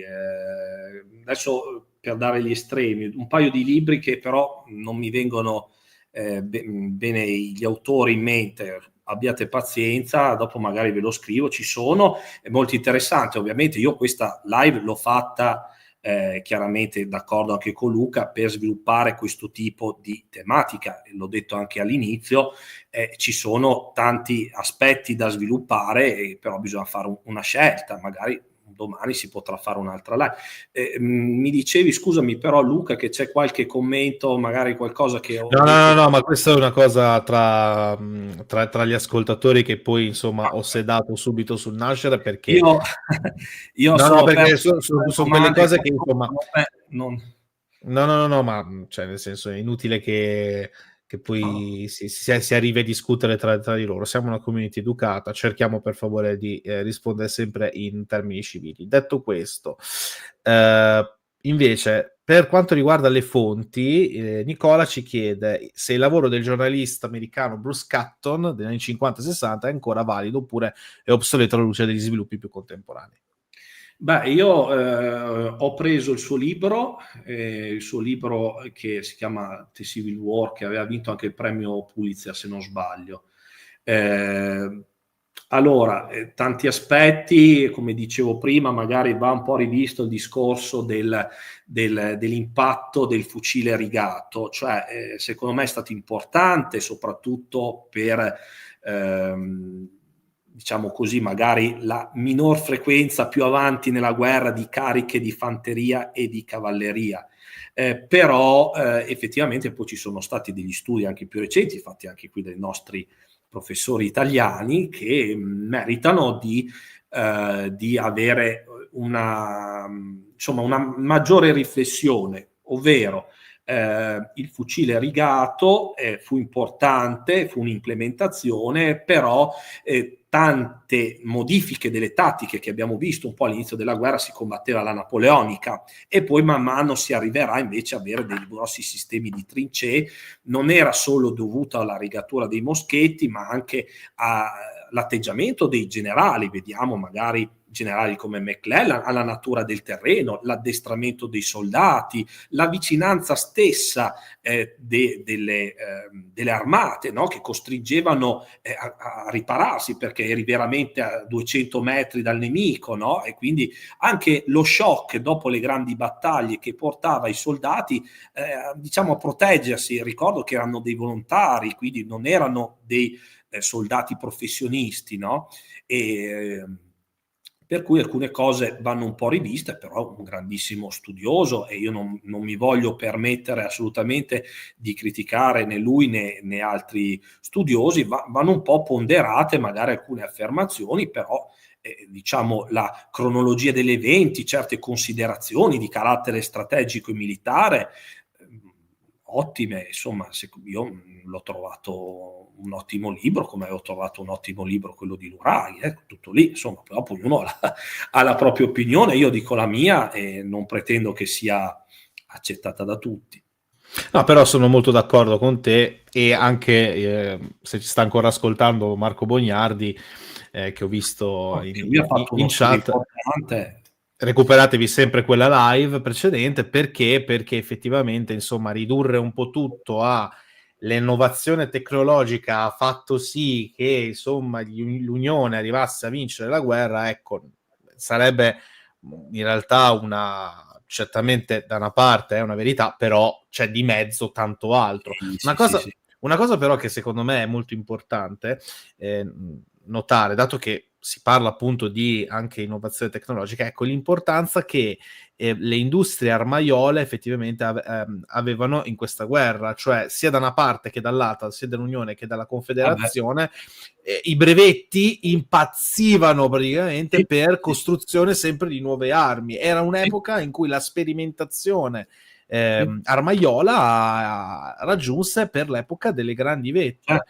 Beh, l'abbiamo visto anche parlando delle corazzate. Sulla Monitor c'erano brevetto per l'elica, per la torretta girevole del cannone, per la corazzata in sé, per il sistema di comunicazione a distanza tra il macchinista e il pilota. Lo stesso generale Burnside, il basettone, all'inizio della guerra aveva brevettato una carabina che sarà utilizzata dai reparti di fanteria dell'Unione. Salteranno fuori i fucili a ripetizione, ad avancarica, che in qualche modo a retrocarica, che in qualche modo cercheranno anche di copiare i sudisti, cercheranno di fare anche loro dei loro fucili a retrocarica da un colpo, però alla fine il metodo migliore per i sudisti era quello di rubarli all'Unione, soprattutto certo, anche perché se no Spencer a 7 colpi, oppure magari comprarono sia gli unionisti che i sudisti anche all'estero, però hai ragione, tanti brevetti, sicuramente importantissimo, anche una guerra diciamo di scienziati, possiamo dirla. Vabbè, in realtà lo sono un po' tutte le guerre, guardate anche solo queste odierne, però sì, questa a maggior ragione dal punto di vista degli armamenti fu veramente una guerra anche molto molto improntata su chi aveva effettivamente, chi ce l'aveva più lungo, diciamola così. Viene considerata la prima guerra industriale, la prima guerra moderna, è vero, insomma. Sì, che anche lì, insomma... Allora, c'è da fare dei distinguo sempre, però sempre, è indubbio che alla fine, insomma, il peso industriale c'era, ecco. No, questo sicuramente. Se tu non hai neanche una fabbrica di cannoni, il tuo nemico ne ha 40, se tu non hai neanche un cantiere navale, il tuo nemico è pieno, capisci bene. Però è anche vero che, e qua concludiamo perché sennò andremo per ore a parlarne, è vero anche che è molto il genio, inteso intelletto militare, che effettivamente faceva molto il risultato finale, Sì, ecco, abbiamo della visto battaglia. adesso. Robert Lee ne è, insieme a Stonewall certo, Jackson, cioè sono gli esempi. Alla fine le battaglie bisogna combatterle, non è che basta riempirsi di armi e di soldati, poi questi soldati bisogna farli combattere, dargli una motivazione, per questo è importante anche la propaganda, dare un senso anche con la liberazione della schiavitù, no? Una spinta ulteriore oltre alla preservazione dell'Unione, era importante anche questo, la guerra totale è questa, fatta da masse, da industrie, da guerra di propaganda, guerra economica, finanziaria, guerra ai commerci, tutte le risorse possibili in qualsiasi ambito venivano buttate nello sforzo bellico. Perfetto, bene. Allora a questo punto direi di concludere qui questa prima / seconda in realtà puntata dedicata alla guerra di secessione americana. Nella prossima, diciamo, puntata, che adesso la prepareremo, se non il mese prossimo, il mese successivo, comunque ci metteremo un po' d'accordo. Arriveremo invece sempre per gli stessi anni, per questo intervallo di tempo dal 61 al 63, ad analizzare invece il teatro occidentale, se non ricordo male, Sì. dal programma che avevamo stilato, o meglio che avevi stilato, e quindi insomma vedremo anche un po' quali sono lì le operazioni, per poi passare insomma ad altri lidi, diciamo così, e anche ad altri anni. Detto questo, ci vediamo molto probabilmente la prossima settimana. Non vi spoiler ovviamente l'argomento, nemmeno l'ospite, ma vedrete che tra qualche giorno saprete. Io a questo punto ringrazio voi che siete rimasti per 2 ore e 48 ad ascoltare, specialmente Michele. Ovviamente ringrazio Michele per essere stato con noi, è sempre un piacere averti qui per spiegare insomma una grande fetta di storia che non si conosce appieno in maniera molto specifica, e quindi tanto di guadagnato. Ovviamente parlo della storia americana in sé per sé, però insomma, ecco, è sempre, personalmente per me è anche un vanto, ecco, avere questa tipologia di contenuti. Ovviamente mettete like, condividete, iscrivetevi al mio canale, ma anche al canale di Michele Angelini, la corte storica di Niccolò.